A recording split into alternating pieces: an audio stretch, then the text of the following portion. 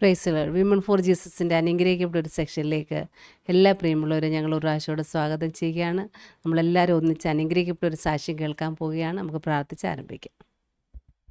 ഒന്നിച്ച് പ്രാർത്ഥിക്കാം. പരിശുദ്ധ പിതാവേ, അനുഗ്രഹീതമാകുന്ന ഈ നല്ല കർത്താവെ സമയത്തിനായി ഞങ്ങൾ അങ്ങ് സ്തുതിക്കുന്നു. ഇന്ന് ഒരു പുതിയ ജീവിതാനുഭവമായിട്ട് കടന്നു രൂപാന്തക്കൊണ്ടോട് നൊരുക്കിയ കൃപയ്ക്കായി സ്തോത്രം. ഞങ്ങളുടെ നടുവിലേക്ക് അയച്ചിരിക്കുന്ന അവിടുത്തെ ദാസിക്കായി ഞങ്ങൾ അങ്ങ് സ്തുതിക്കുന്നു. കർത്താവെ, നിൻ്റെ മകളുടെ ജീവിതാനുഭവങ്ങൾ ഞങ്ങൾക്കെല്ലാം അനുഗ്രഹത്തിൻ്റെ കാരണമായി തീരണം. ക്രോശങ്ങളെ ക്ഷമിച്ച് ദൈവമഹത്വം ഞങ്ങളിലൂടെ വെളിപ്പെടണം. ശത്രുവും പകയനും കർത്താവെ ഞങ്ങളെ നോക്കരുത്. എല്ലാ മേഖലകളെയും മുദ്രയിടുന്നു. ഞങ്ങളുടെ സിസ്റ്റർ നെറ്റ്വർക്ക് എല്ലാ മേഖലകളെയും ഞങ്ങൾ മുദ്രയിടുന്നു. ഇന്ന് ഞങ്ങൾ കേൾക്കുന്ന അനുഭവങ്ങൾ കർത്താവെ, അത് ഞങ്ങളുടെ ഹൃദയത്തിൽ വീഴണം. നല്ല നിലത്ത് വീണ വിത്തുകളെപ്പോലെ അത് ഞങ്ങൾക്ക് അനുഭവം തരണം. വൻകാര്യങ്ങൾ നീ ചെയ്യാൻ പോകുന്നത് കൊണ്ട് സ്തോത്രം.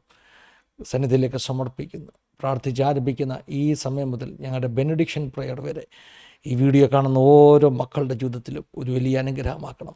അങ്ങനെ അവിടുന്ന് ചെയ്യുന്ന കൃപയ്ക്കായി സ്തോത്രം. സകലമാന മഹത്വത്തേക്ക് യേശു മൂലം താഴ്മയായി ചോദിക്കുന്നു. കേൾക്കുമാറകണമേ. ആമേൻ, ആമേൻ. ഇന്ന് നമ്മളോടൊപ്പം തൻ്റെ അനുഭവങ്ങൾ പങ്കുവെക്കാൻ എത്തിയിരിക്കുന്ന കുമ്പനാട് നിന്ന് പ്രിയ സിസ്റ്റർ ബ്ലസ്സി ജോബിനാണ്. പ്രിയ സിസ്റ്റർ നമ്മൾ സ്നേഹത്തോടെ നമ്മുടെ ആസാദിയുടെ സെക്ഷനിലേക്ക് സ്വാഗതം ചെയ്യുന്നു. Praise Lord sister. കുമ്പനാടാണ് താമസിക്കുന്നത്, ഇല്ലയോ? അതെ. ഓക്കെ. അവിടാണോ ജനിച്ചു വളർന്നേക്കെ? അതെ, ഇവിടെ തന്നെ ജനിച്ചു വളർന്നത്. ഈ ആത്മീയതയുടെ ഒരു എന്താ പറയുന്നത്, ഒരു പ്രധാന സ്ഥലം കുമ്പനാട് എന്ന് പറയുമ്പോൾ പെന്തക്കോസ്തുകാരുടെയും ഒക്കെ, പെന്തക്കോസ്തുകാർ മാത്രമല്ല ബ്രദറുകാരുടെയും ഒക്കെ ഒരു പ്രധാന സ്ഥലമാണ് കുമ്പനാട്, അല്ലേ? അതെ, അത് തന്നെ. ഒരു ചെറിയ വളരെ അനുഗ്രഹിക്കപ്പെട്ട ഒരു സ്ഥലമായിട്ട്. അതെ അതെ. എന്താ പറയണ്ടത്, ഒരു ചെറിയ ജെറുസലേം എന്ന് വേണമെങ്കിൽ പറയാം. അതെ. ജനിച്ചു വളർന്നൊക്കെ എവിടെയാണോ? ഇവിടെ തന്നെയായിരുന്നു. ഇവിടെ തന്നെയാണ് ജനിച്ചു വളർന്നത്. കഴിഞ്ഞ വർഷം ഞങ്ങൾ നാട്ടിൽ വന്നപ്പം തിരുവല്ലായി വെച്ച് പ്രിയ റോയ് ബ്രദറാണ് സിസ്റ്ററുടെ നമ്പർ തന്ന് പരിചയപ്പെടുത്തുകയൊക്കെ ചെയ്തത്. അത് മുതലേ ഒരു സെഷനെ കൊണ്ടുവരണം എന്ന് നമുക്ക് വലിയൊരു ആഗ്രഹം ഉണ്ടായിരുന്നു. ചെറിയ പ്രായത്തിൽ തന്നെ വലിയ ജീവിതാനുഭവങ്ങൾ ദൈവം നൽകി, അല്ലേ? കർത്താവ് ഒത്തിരി ജീവിതത്തെ പണിതെടുക്കുവാനിടയായി തീർന്നു. നമ്മൾ വിശ്വസിക്കാതെ ഇന്ന് നമ്മുടെ പ്രേക്ഷകർക്കൊക്കെ വലിയ അനുഗ്രഹത്തിന് കാരണമായി തീരുന്നു. അപ്പോൾ നമുക്ക് പരിചയപ്പെടാൻ വേണ്ടി ഒന്ന് കുടുംബകാര്യമൊക്കെ ഒന്ന് പറഞ്ഞാൽ, വീട്ടുകാര്യം, മാതാപിതാക്കൾ, സിസ്റ്ററുടെ കുടുംബം ഒക്കെ ഒന്ന് പറഞ്ഞാൽ അങ്ങനെ നമുക്കൊന്ന് സ്റ്റാർട്ട് ചെയ്യാം. ഫസ്റ്റിലെ എൻ്റെ വീട് കുമ്മനാട്. എനിക്ക് പപ്പ എൻ്റെ ചെറുപ്പത്തിൽ ഞാൻ 9ാം ക്ലാസ്സിൽ പഠിക്കുന്ന സമയത്ത് പപ്പ കർത്തൃസന്നിധിയിൽ ചേർക്കപ്പെടുവാനായിട്ടിടയായി. എനിക്ക് മമ്മിയുണ്ട്, മൂത്ത 2 ചേച്ചിമാരുണ്ട്. മൂത്ത ചേച്ചി ഇപ്പോൾ ന്യൂസിലൻഡിൽ കുടുംബമായിട്ട് അവിടെ ആയിരിക്കുന്നു. രണ്ടാമത്തെ ചേച്ചി ദുബായിൽ കുടുംബമായിട്ടായിരിക്കുന്നു. ഞാൻ മാരീഡാണ്. അച്ചാച്ചൻ കാനഡയിലാണ്. മോള് എൻ്റെ കൂടെ ഇവിടെ നാട്ടിലുണ്ട്. അവർക്ക് 7 വയസ്സ്. 1ാം ക്ലാസ് കഴിഞ്ഞു, ഇനി 2ാം ക്ലാസ്സിലേക്ക് കയറും. അങ്ങനെയാണ് ഞങ്ങളുടെ കുടുംബത്തിന്റെ ഒരു. അതെ, ശുശ്രൂഷ ചെയ്യുന്നല്ലേ? അതെ. ഏത് വിധത്തിലൊക്കെയാണ് ശുശ്രൂഷയെ കുറിച്ചുകൂടെ 2 വാക്ക് പറഞ്ഞിട്ട് പിന്നീട് അനുഭവങ്ങൾ കേൾക്കാം. എന്നാൽ ഒന്ന് പരിചയപ്പെടുത്താൻ വേണ്ടി. 2014 മുതലാണ് കർത്താവ് എന്നെ തൊടുവാനായിട്ടിടയായത്. പ്രവചന ശുശ്രൂഷയോടെ കയറുവാൻ കൃപയാൽ കർത്താവ് ഭാഗ്യം തന്നു. അന്ന് ഞാൻ ജോലിയോടുള്ള ബന്ധത്തിലുമായിരുന്നു. തുടർന്ന് 2017 ആയി കഴിഞ്ഞപ്പോൾ ദൈവാത്മാവ് ജോലി റിസൈൻ ചെയ്യാൻ പറഞ്ഞ് അങ്ങനെ ജോലി റിസൈൻ ചെയ്ത് ഇപ്പോൾ പൂർണ്ണസമയം കർത്താവിന്റെ വേലയിലായി. ശരി. ജോലി എവിടെയായിരുന്നു ചെയ്യുന്നത്? ഞാൻ ആദ്യം എയർഫോഴ്സിൽ അല്പകാലം ഉണ്ടായിരുന്നു. അത് കഴിഞ്ഞിട്ട് ഒരു പ്രൈവറ്റ് കോളേജിൽ വൈസ് പ്രിൻസിപ്പളായിട്ട് ജോലി ചെയ്യുകയായിരുന്നു.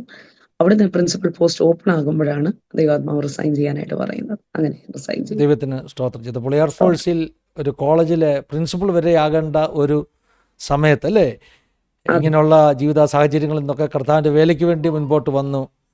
ദൈവം ഒത്തിരി സഹായിക്കട്ടെ. അപ്പോൾ നമുക്ക് ജീവിതാനുഭവം എല്ലാം കേൾക്കണം. അങ്ങനെ ഒക്കെ മുൻപോട്ട് വരുവത്തക്കോണം കർത്താവ് ഏതൊക്കെ വിധത്തിലാണ് ഇടപെട്ടത്, ചെറിയ പ്രായം മുതലുള്ള അനുഭവം പറയാം കേട്ടോ. അത്യാവശ്യം ഉണ്ടെങ്കിൽ ഇനി ഞങ്ങൾ ചോദ്യങ്ങൾ ചോദിക്കത്തുള്ളൂ. ഞാൻ ചെറുപ്പത്തിൽ 5ാം ക്ലാസ്സിൽ പഠിക്കുന്ന സമയത്ത് ഞങ്ങളുടെ അടുക്കൽ ഓതറ എന്ന് പറയുന്ന സ്ഥലത്ത് ഒരു കൺവെൻഷൻ നടന്നായിരുന്നു. ഓതറ എന്ന സ്ഥലത്ത് കൺവെൻഷൻ നടക്കുമ്പോൾ അന്ന് സുരേഷ് ബാബു പാസ്റ്റർ ആയിരുന്നു മെസ്സേജ് എടുക്കുന്നത്. ആ ചെറുപ്പകാലത്ത് വളരെ കൊതിയോടെ മീറ്റിങ്ങുകൾക്കൊക്കെ പോകുന്നതായിട്ട് എൻ്റെ ഓർമ്മയിലുണ്ട്. എൻ്റെ അപ്പച്ചൻ ഒറ്റയ്ക്ക് വിശ്വാസത്തിൽ ഇറങ്ങിയ ആളായതുകൊണ്ട് തന്നെ അപ്പച്ചൻ എല്ലാ പ്രാർത്ഥനകൾക്കും പോകുമായിരുന്നു. എങ്ങും ഒരു മുടക്കവും വരുത്തത്തില്ല. ചുറ്റുമുള്ള എല്ലാ മീറ്റിങ്ങുകൾക്കും പോകും. അപ്പൊ ഈ ചൂട്ടുകാറ്റയൊക്കെ കത്തിച്ച് അപ്പച്ചൻ പോകുമ്പോൾ ആ സമയത്ത് ഞങ്ങൾ പേടിച്ചാണെങ്കിലും പുറകെ നടന്നു പോകുന്ന സമയങ്ങളുണ്ട്.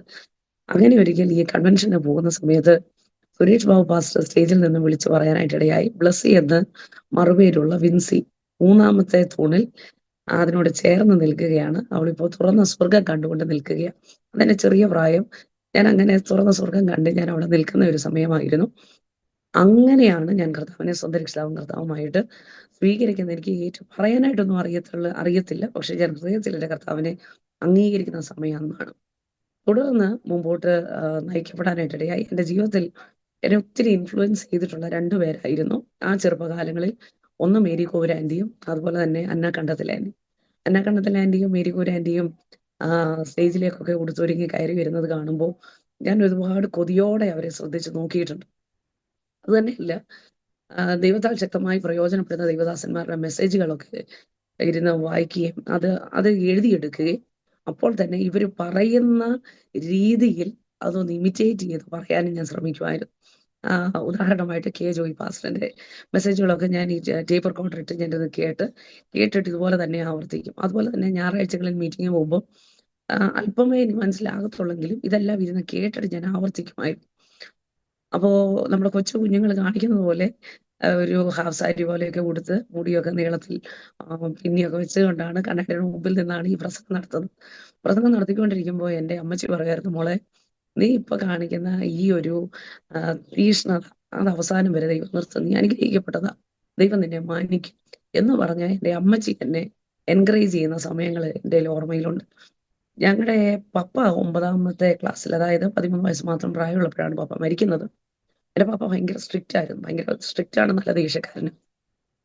അപ്പൊ ഒന്ന് പറഞ്ഞ് 2-ാമത്തതിൽ ഏത് വഴി അടി വരുന്നതെന്ന് അറിയത്തില്ല. അതുകൊണ്ട് തന്നെ ഞങ്ങൾ വളരെ പേടിച്ചാണ് ഭവനത്തിലൊക്കെ സംസാരിച്ചുകൊണ്ടിരുന്നത്. എന്ന് പറഞ്ഞാൽ എന്ത് കാര്യം പറഞ്ഞാലും പെൺകുട്ടികളുടെ ശബ്ദം അങ്ങനെ പുറത്തേക്ക് വരേണ്ട കാര്യമില്ല, അങ്ങനെ വരാൻ പാടില്ല. അപ്പോ പെതുക്കെയാണ് ഞങ്ങൾ സംസാരിച്ചു കൊണ്ടിരിക്കുന്നത്. അപ്പൊ അങ്ങനെ ഒരു പശ്ചാത്തലത്തിൽ നിന്ന് വളർന്നു വന്നു. എൻ്റെ മമ്മി ഗൾഫിലായിരുന്നു. മമ്മി ജോലിയോട്ടുള്ള ബെൻസസിൽ അവിടെയായിരുന്നു.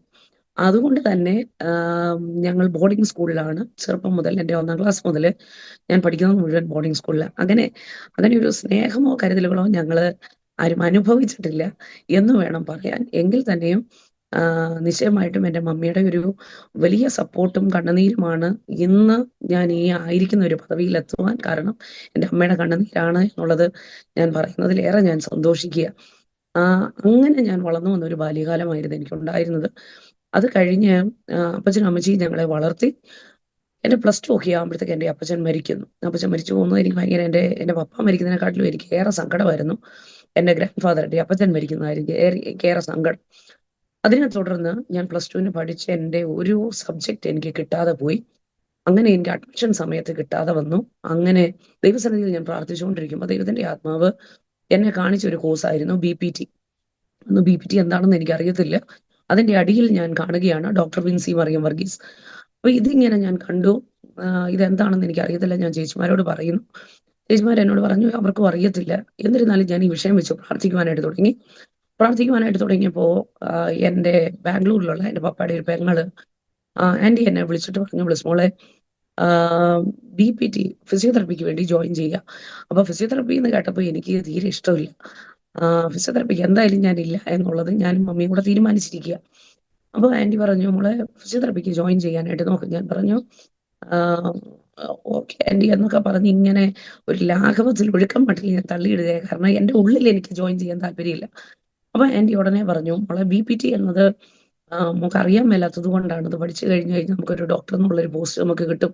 നിന്റെ പപ്പയുടെ വലിയ ആഗ്രഹമായിരുന്നല്ലോ, നീ അങ്ങനെ ആയി കാണണം എന്നുള്ള ആഗ്രഹമായിരുന്നല്ലോ. അപ്പൊ ഈ BPT എന്ന വാക്ക് ഞാൻ കേൾക്കുകയും അടിയിൽ ഡോക്ടർ എന്ന ഒരു പേര് ഞാൻ കാണുകയും ചെയ്തതിന്റെ ഒറ്റ പേരിലാണ് ഞാൻ ഫിസിയോതെറപ്പി തിരഞ്ഞെടുക്കുവാനായിട്ട് ഇടയാകുന്നത്.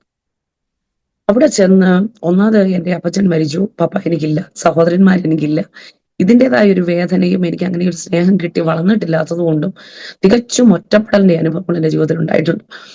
അപ്പോ ഈ പ്രതിസന്ധികൾ കയറി വരുമ്പോൾ ഞാൻ മനസ്സിലാക്കിയിടത്തോളം നമ്മൾ ഒരാളുടെ അടുക്കൽ ഒരു വിഷയം ചെന്ന് ഷെയർ ചെയ്യുക, നമ്മൾ ഇങ്ങനെ ഒരു പ്രതിസന്ധിയിൽ അല്ലെങ്കിൽ ഇങ്ങനെ ഒരു വിഷമം നമുക്കുണ്ട് എന്ന് പറയുമ്പോൾ ഞാൻ ഏറെക്കാലവും എനിക്ക് കിട്ടാതെ പോയതും ഞാൻ മനസ്സിലാക്കിയതുമായ ഒരു കാര്യം, നമ്മളെ ചേർത്ത് പിടിക്കാനായിട്ട് ഒരാളെ ഞാൻ തിരഞ്ഞിട്ട് ഞാൻ കണ്ടിട്ടില്ല.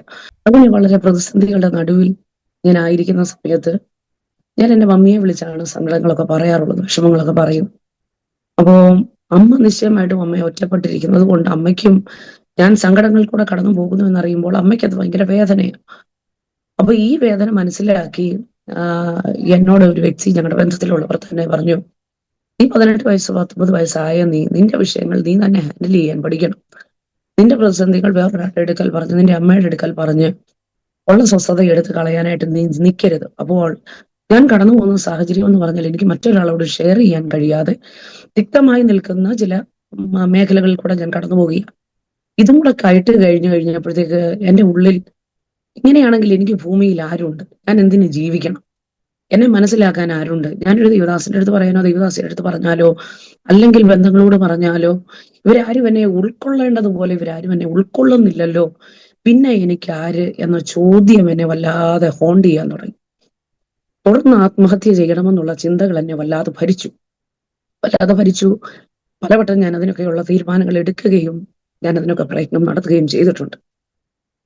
പക്ഷേ സർവശക്തനായ ദൈവം എന്നെ മുന്നമേ കണ്ടിരുന്നത് കൊണ്ട് അതിലേക്കൊന്നും എന്റെ കർത്താവിനെ വിട്ടില്ല. ദൈവത്തിന് സ്തോത്രം. കടന്നു വന്ന സാഹചര്യങ്ങളൊക്കെ ഇന്ന് ഞാൻ ആയിരിക്കുന്ന തലം ഓർക്കുമ്പോൾ, കുപ്പയിൽ നിന്ന് ഉയർത്തിയ ദൈവം ഒരു മനുഷ്യൻ തകരാവുന്നതിന്റെ അങ്ങേയറ്റം തകർന്നാൽ പണിയുന്ന ഒരാൾ ആരുണ്ടെന്ന് എന്നോട് ആര് ചോദിച്ചാലും എനിക്ക് ഇവിടെ നിന്ന് പറയാം, ആരും നമ്മളെ കണ്ടില്ലേലും കാണാനും ചേർത്ത് പിടിക്കാനും ഒരു കർത്താവുണ്ട്. ദൈവത്തിന് സ്തോത്രം. ഒരുപാട് വട്ടം, ഒന്നല്ല രണ്ടല്ല മൂന്നല്ല, ഞാൻ അറിഞ്ഞതും കേട്ടതുമായ തലങ്ങളിലൊക്കെ ആത്മഹത്യക്ക് വേണ്ടി ഞാൻ ശ്രമങ്ങൾ നടത്തിയ വ്യക്തിയാണ്.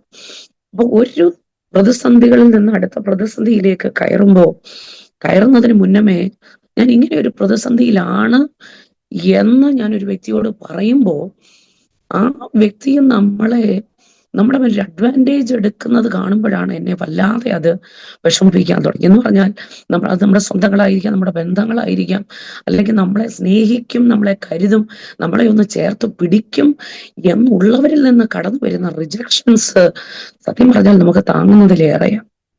അങ്ങനെ എന്റെ ദൈവം എന്നെ കൈവിട്ടില്ല എന്ന് വേണം ഞാൻ പറയാൻ. ഞാൻ എൻ്റെ BPT കോഴ്സ് ഞാൻ കംപ്ലീറ്റ് ചെയ്തു. MPTയിൽ വന്നു. MPTയിൽ വന്നപ്പോഴും എൻ്റെ ഡിപ്രഷൻ എന്നെ വിട്ടു മാറുന്നില്ല. 10-15 വർഷം ഈ ഒറ്റപ്പെടലുകൾ ഞാൻ അനുഭവിക്കുന്നുണ്ട്. അപ്പൊ ഓർക്കണം, എനിക്ക് എൻ്റെ വീട്ടിൽ പറയാൻ പറ്റുന്നില്ല, എന്നെ ആർക്കും മനസ്സിലാകുന്നില്ല. ഇങ്ങനെയൊക്കെയുള്ള സാഹചര്യത്തിൽ എൻ്റെ ബന്ധങ്ങളുടെ ആകട്ടെ സ്വന്തങ്ങളുടെ ആകട്ടെ ഒരു വിവാഹത്തിനോ അങ്ങനെ ഒരു ഗെറ്റ് ടുഗെദറിനോ ഒന്നും ഞാൻ വരുവാൻ താല്പര്യപ്പെട്ടിരുന്നില്ല. അന്നൊക്കെ എന്തെങ്കിലുമൊക്കെ ഒഴിവുകഴിവുകൾ പറഞ്ഞ് ഞാൻ മാറിപ്പോകുമായിരുന്നു. ദൈവത്തിന് സ്തോത്രം. ഞാൻ ഒരിക്കലും ഈ ഒരു സാക്ഷ്യം പറയുമ്പോൾ എൻ്റെ ബന്ധങ്ങളെയോ എൻ്റെ സ്വന്തങ്ങളെയോ എൻ്റെ കൂട്ടുകാരെയോ എൻ്റെ ആരെയും തന്നെ ഞാൻ കുറ്റപ്പെടുത്താൻ താല്പര്യപ്പെടുന്നില്ല. കാരണം ഞാൻ മനസ്സിലാക്കുന്നത്, ഞാൻ അങ്ങനെ ഒരു സാഹചര്യത്തിൽ കടന്നു പോയാൽ മാത്രമേ ഇന്ന് ആരെയെങ്കിലും ഒന്ന് പണിയണമെങ്കിൽ, അവരുടെ വിഷമം എനിക്കൊന്ന് മനസ്സിലാകണമെങ്കിൽ ഞാൻ ആ പ്രതിസന്ധികളിൽ കൂടെ പോകണമായിരുന്നു. അതുകൊണ്ടൊക്കെ തന്നെ ഞാൻ എല്ലാവരെയും ഏറെ ബഹുമാനിക്കുന്നു, ഏറെ ഞാൻ അവരെയൊക്കെ സ്നേഹിക്കുന്നു. എനിക്ക് അങ്ങനെയുള്ള ആരോടും അങ്ങനെ ഒരു കയ്പോ പ്രതിസന്ധിയോ എന്നോട് അങ്ങനെ ചെയ്തല്ലോ എന്നുള്ളതൊന്നും ഈ പകൽ എനിക്കില്ല, ഇപ്പൊ എന്നെ ഭരിക്കുന്നില്ല. പക്ഷേ അന്ന് ഞാൻ MPTക്ക് പഠിച്ചുകൊണ്ടിരിക്കുന്ന സമയത്ത് ഞാൻ ഒരു ദിവസം തീരുമാനിച്ചു, ഇന്ന് എന്ത് വന്നാലും ഇന്ന് എൻ്റെ അവസാനമാണ്, ഇന്ന് ഇനി ആർക്കും എന്നെ രക്ഷിക്കാൻ പറ്റില്ല.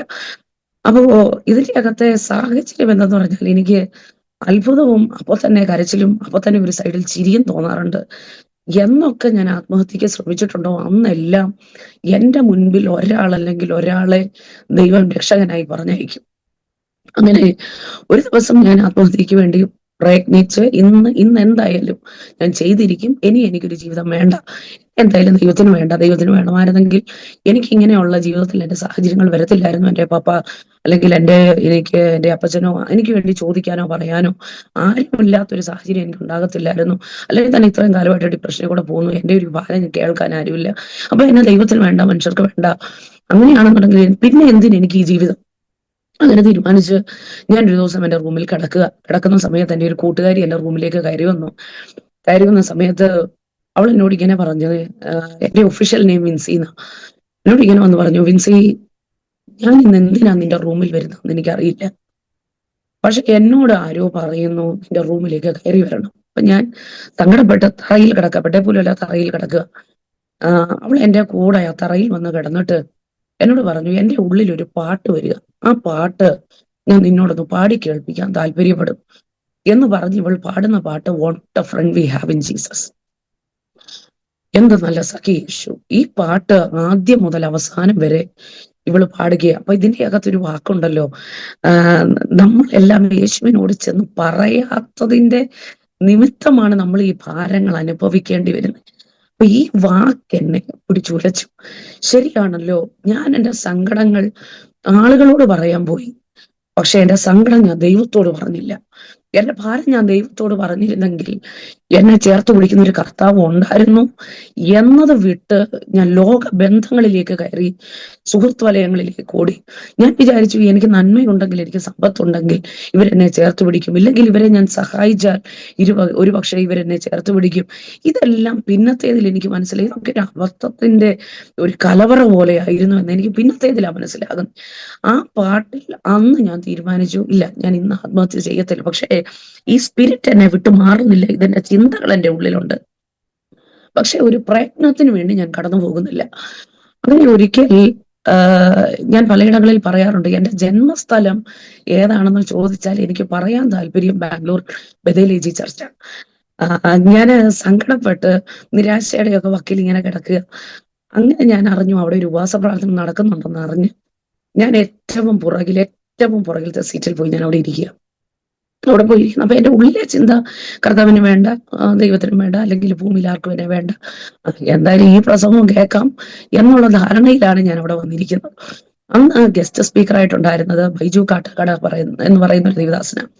ബൈജു കാട്ടക്കട പാസ്റ്റർ അവിടെ നിന്ന് പ്രസംഗിക്കുന്ന സമയത്ത് നമ്മൾ ഒത്തിരി വട്ടം കേട്ടിരിക്കുന്ന ഒരു വചന സന്ദേശമാണ് ലാസറേ പുറത്തു വരിക എന്ന വചന സന്ദേശം. പക്ഷെ അന്ന് ആ ദൈവദാസൻ കരം ചൂണ്ടി ലാസറേ പുറത്തു വരിക എന്ന വാക്ക് പറയുകയും പുറകിലത്തെ സീറ്റിൽ നിന്ന് ഞാൻ എങ്ങനെ ചാടി എഴുന്നേറ്റു എന്നുള്ളത് ഇന്നും എനിക്കറിയത്തില്ല. ഞാൻ ചാടി എഴുന്നേൽക്കുന്നു. ഞാൻ ഹല്ലേലൂയ, പെട്ടെന്ന് എൻ്റെ കാതുകളിൽ ഞാൻ കേൾക്കുന്നത് എന്തോ ചങ്ങലകൾ അഴിയുന്നത് പോലെ, ഞാൻ എന്തോ സ്വതന്ത്രയാകുന്നത് പോലെ ഒരനുഭവം എനിക്ക് അന്ന് ഉണ്ടാകുവാനായിട്ടിടയായി. തുടർന്ന് ഹല്ലേലൂയ, ദൈവത്തിന് സ്തോത്രം, ഞാൻ ജോലിയിൽ പ്രവേശിച്ചു. ഞാൻ എയർഫോഴ്സിൽ അല്പകാലമായിരുന്നു. അവിടെ ജോലിയോടുള്ള ബന്ധത്തിൽ നിൽക്കുന്നത്. ഇതിന് തൊട്ട് മുൻപ് ഞാൻ ഹോം വിസിറ്റ്സ് ഹോം വിസിറ്റ്സ് ചെയ്യുന്ന ഒരു രീതിയുണ്ട്. അപ്പൊ ഞാൻ ഹോം വിസിറ്റ്സിനായിരുന്നു കൂടുതൽ പോകുന്നത്. നല്ല സമ്പത്തുകൾ, പൈസകളൊക്കെ അന്ന് എൻ്റെ കാര്യത്തിൽ വരും.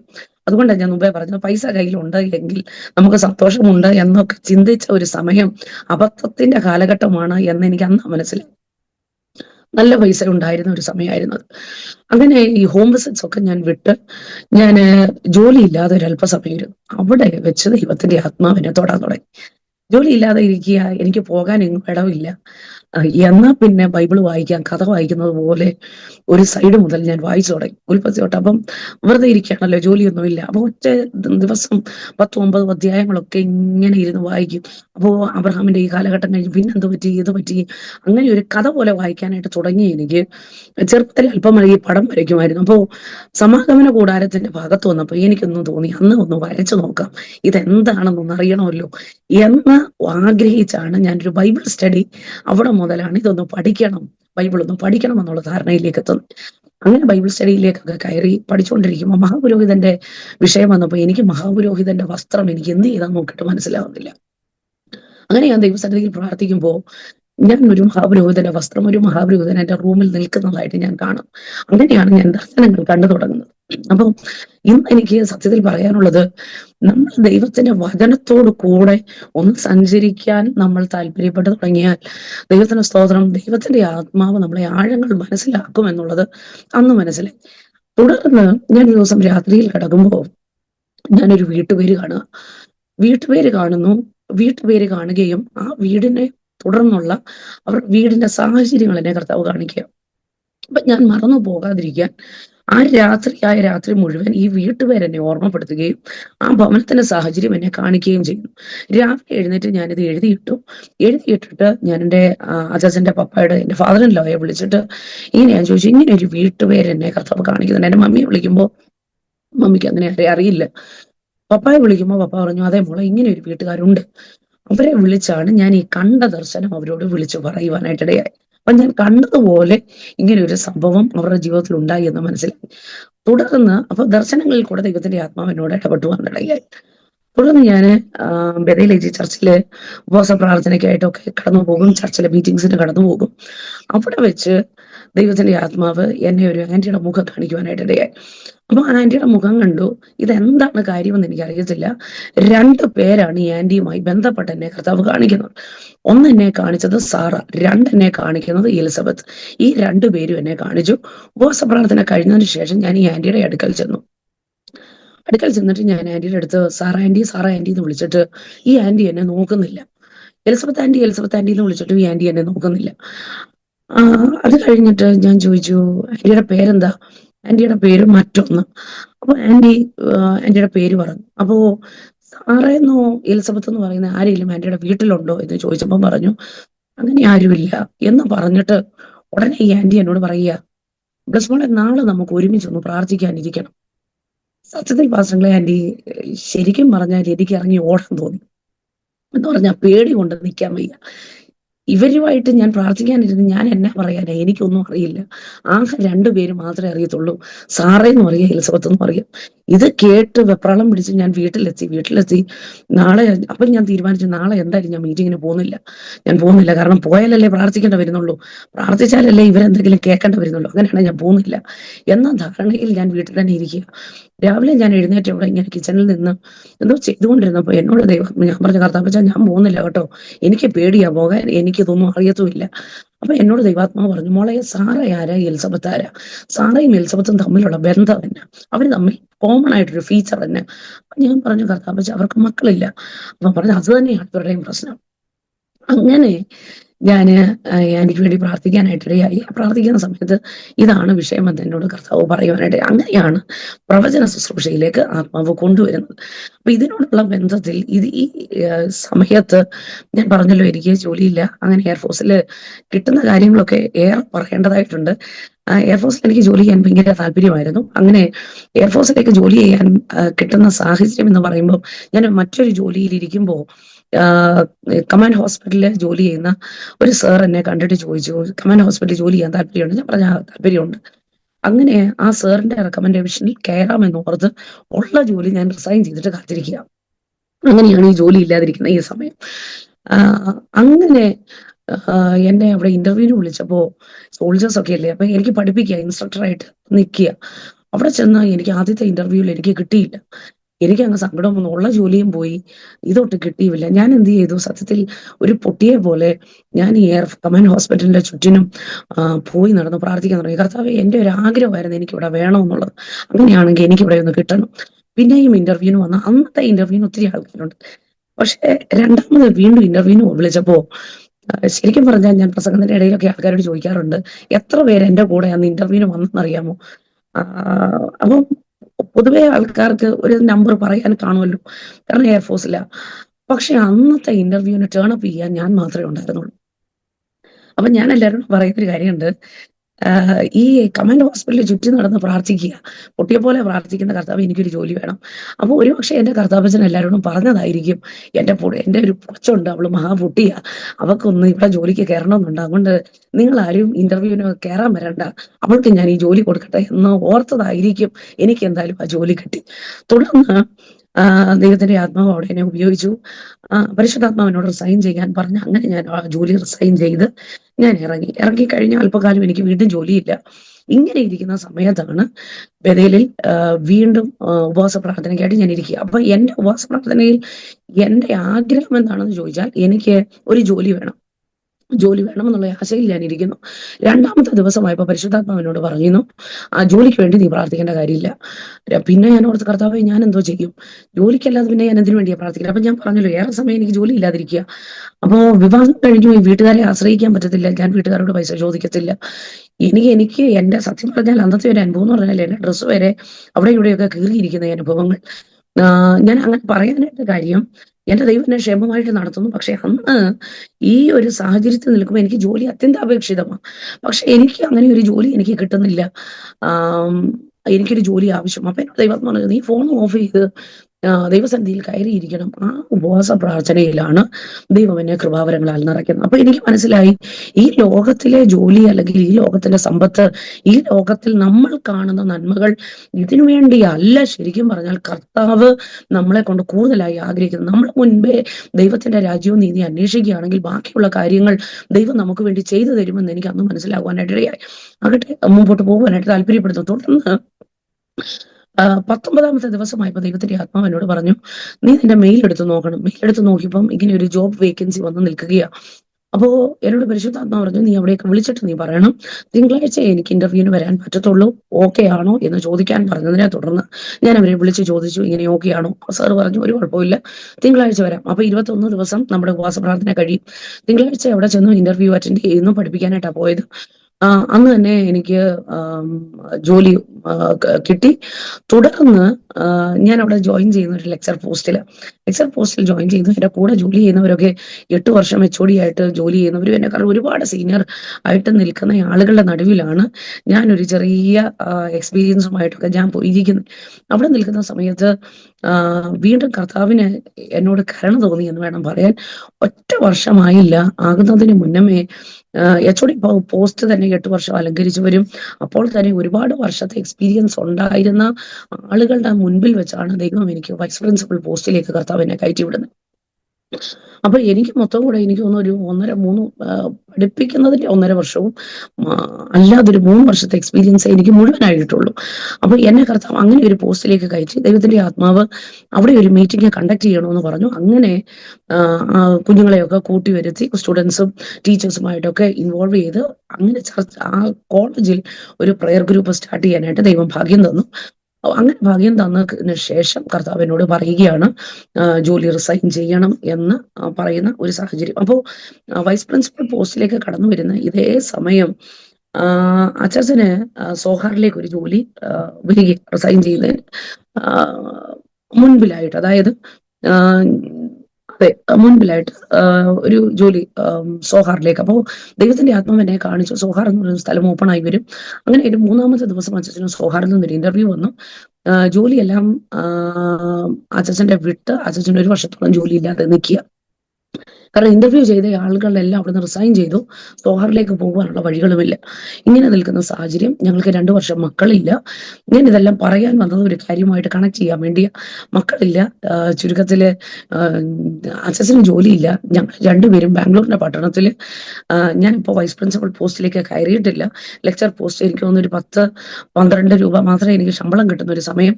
ബാംഗ്ലൂർ പട്ടണത്തിൽ ഒരു ഫാമിലി നടന്നു പോകണമെങ്കിൽ ഈ പൈസ കൊണ്ട് പറ്റത്തില്ല. പക്ഷെ എൻ്റെ കർത്താവ് ക്ഷേമമായിട്ട് ഞങ്ങളെ ആ സമയത്തൊക്കെ നടത്തി അച്ഛൻ സോഹാറിലേക്ക് വളരെ അത്ഭുതകരമായിട്ട് അച്ഛന് പകരം വേറൊരാളെ അവിടെ ജോയിൻ ചെയ്യിപ്പിച്ചു. പക്ഷെ ആ വ്യക്തി പെട്ടെന്ന് തന്നെ അവിടുന്ന് റിസൈൻ ചെയ്ത് പെട്ടെന്ന് പോകാനായിട്ട് ഇടയായി. തനിക്ക് നിൽക്കാൻ പറ്റുന്നില്ല എന്ന് പറയുന്നു. അങ്ങനെ അച്ഛനെ വീണ്ടും ആ ജോലിയിലേക്ക് പ്രവേശിപ്പിച്ചു. അച്ഛൻ ജോലിക്ക് വേണ്ടി പോകുന്നു. ആ സമയത്ത് ഞാൻ പ്രഗ്നന്റ് ആയി 1 മാസം കഴിയുമ്പോഴാണ് അച്ഛൻ പോകുന്നത്.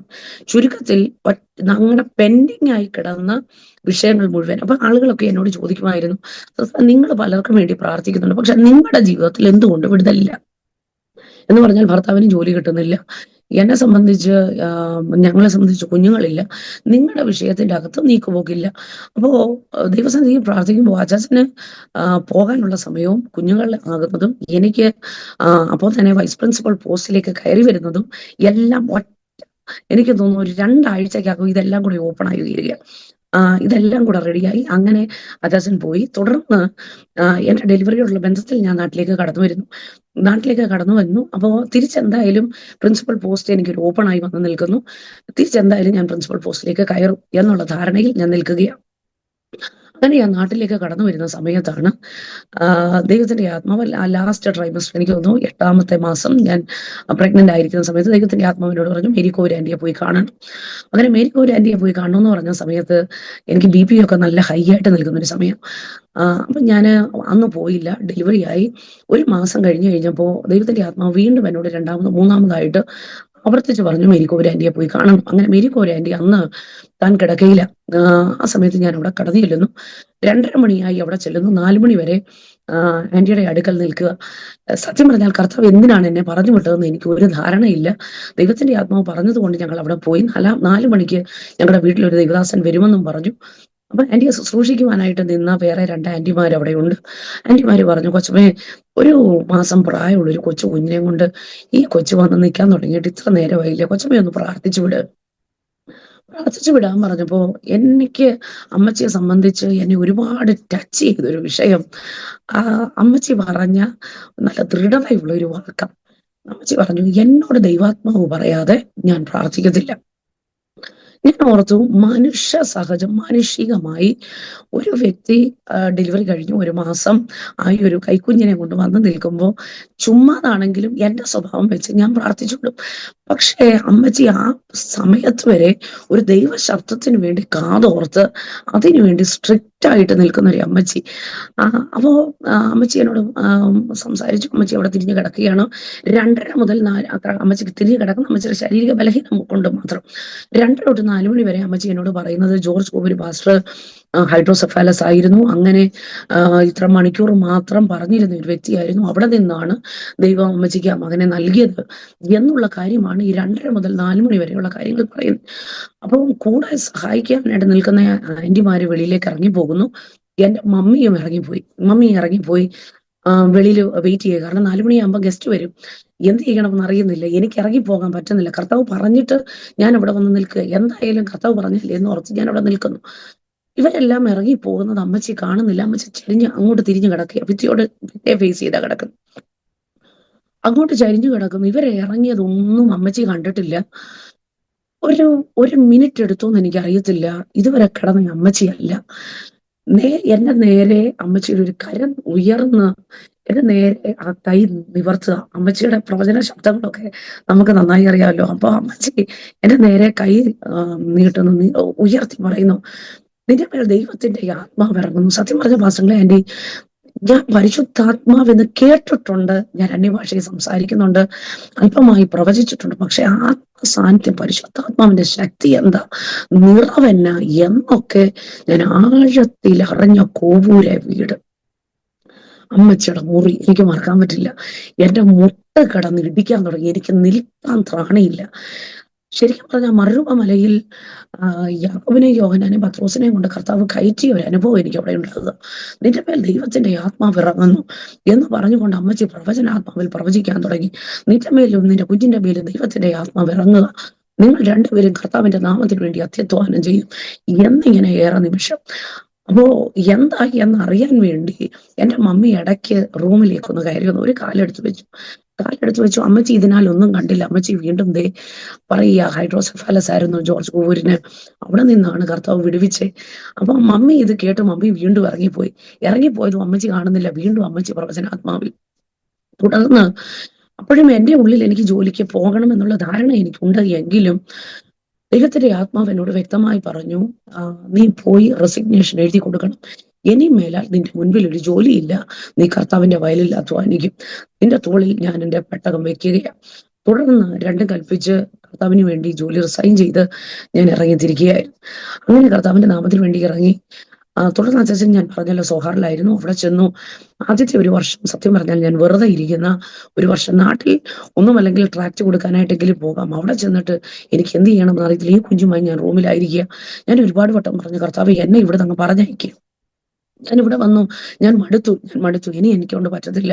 ഞാൻ അച്ഛൻ ജോലി ചെയ്യുന്ന എവിടെയാന്നൊക്കെ കണ്ടു, ഇവിടുത്തെ അന്തരീക്ഷമൊക്കെ കണ്ടു. ഇനി ഞാൻ നാട്ടിലേക്ക് പോകട്ടെ. പക്ഷേ രണ്ടാമത്തെ ഞാൻ ഇവിടുന്ന് സോഹാറിലേക്ക് കയറുമ്പോൾ ഞാൻ ദൈവത്തോട് ചോദിച്ച ഒറ്റ ചോദ്യമുണ്ട്, കർത്താവേ, ഈ സോഹാറിലേക്ക് അങ്ങനെ പറഞ്ഞയക്കുന്നു, അങ്ങനോട് പറഞ്ഞു ജോലി റിസൈൻ ചെയ്യാൻ. ഞാൻ ജോലി റിസൈൻ ചെയ്ത് പോകുക. എന്താണ് അങ്ങക്ക് എന്നോട് പറയാനുള്ളത്? കർത്താവ് എന്നോട് പറഞ്ഞത് ഇങ്ങനെയാ, ഞാൻ നിന്റെ പേര് മാറ്റും.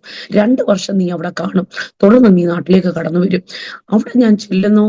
ഒന്നാമത്തെ വർഷം കഴിയുന്നു. ഒന്നാമത്തെ വർഷം കഴിയുമ്പോൾ ദൈവത്തിന്റെ ആത്മാവ് എന്നെ ഉപയോഗിക്കുവാനായിട്ട് തുടങ്ങി. കറക്റ്റ് രണ്ടാമത്തെ വർഷമാകുമ്പോൾ ദൈവത്തിന്റെ ആത്മാവ് റിസൈൻ ചെയ്യാനായിട്ട് അച്ചാച്ചനോട് പറയാനായിട്ട് പറയുക. അച്ചാച്ചനോട് റിസൈൻ ചെയ്യാൻ പറയുന്നു. അപ്പൊ ഇതിന്റെ ഇടയിൽ എൻ്റെ അമ്മച്ചി സുഖമില്ലാതെ ഇവിടെ ആയിരിക്കുന്നു. ദൈവത്തിന് സ്തോത്രം. അമ്മച്ചി മരണക്കിടക്കയിലാണ് അമ്മച്ചി ആയിരിക്കുന്നത്. കൊച്ചുമക്കളും ഒക്കെ കടന്നു വന്നിട്ടുണ്ട്.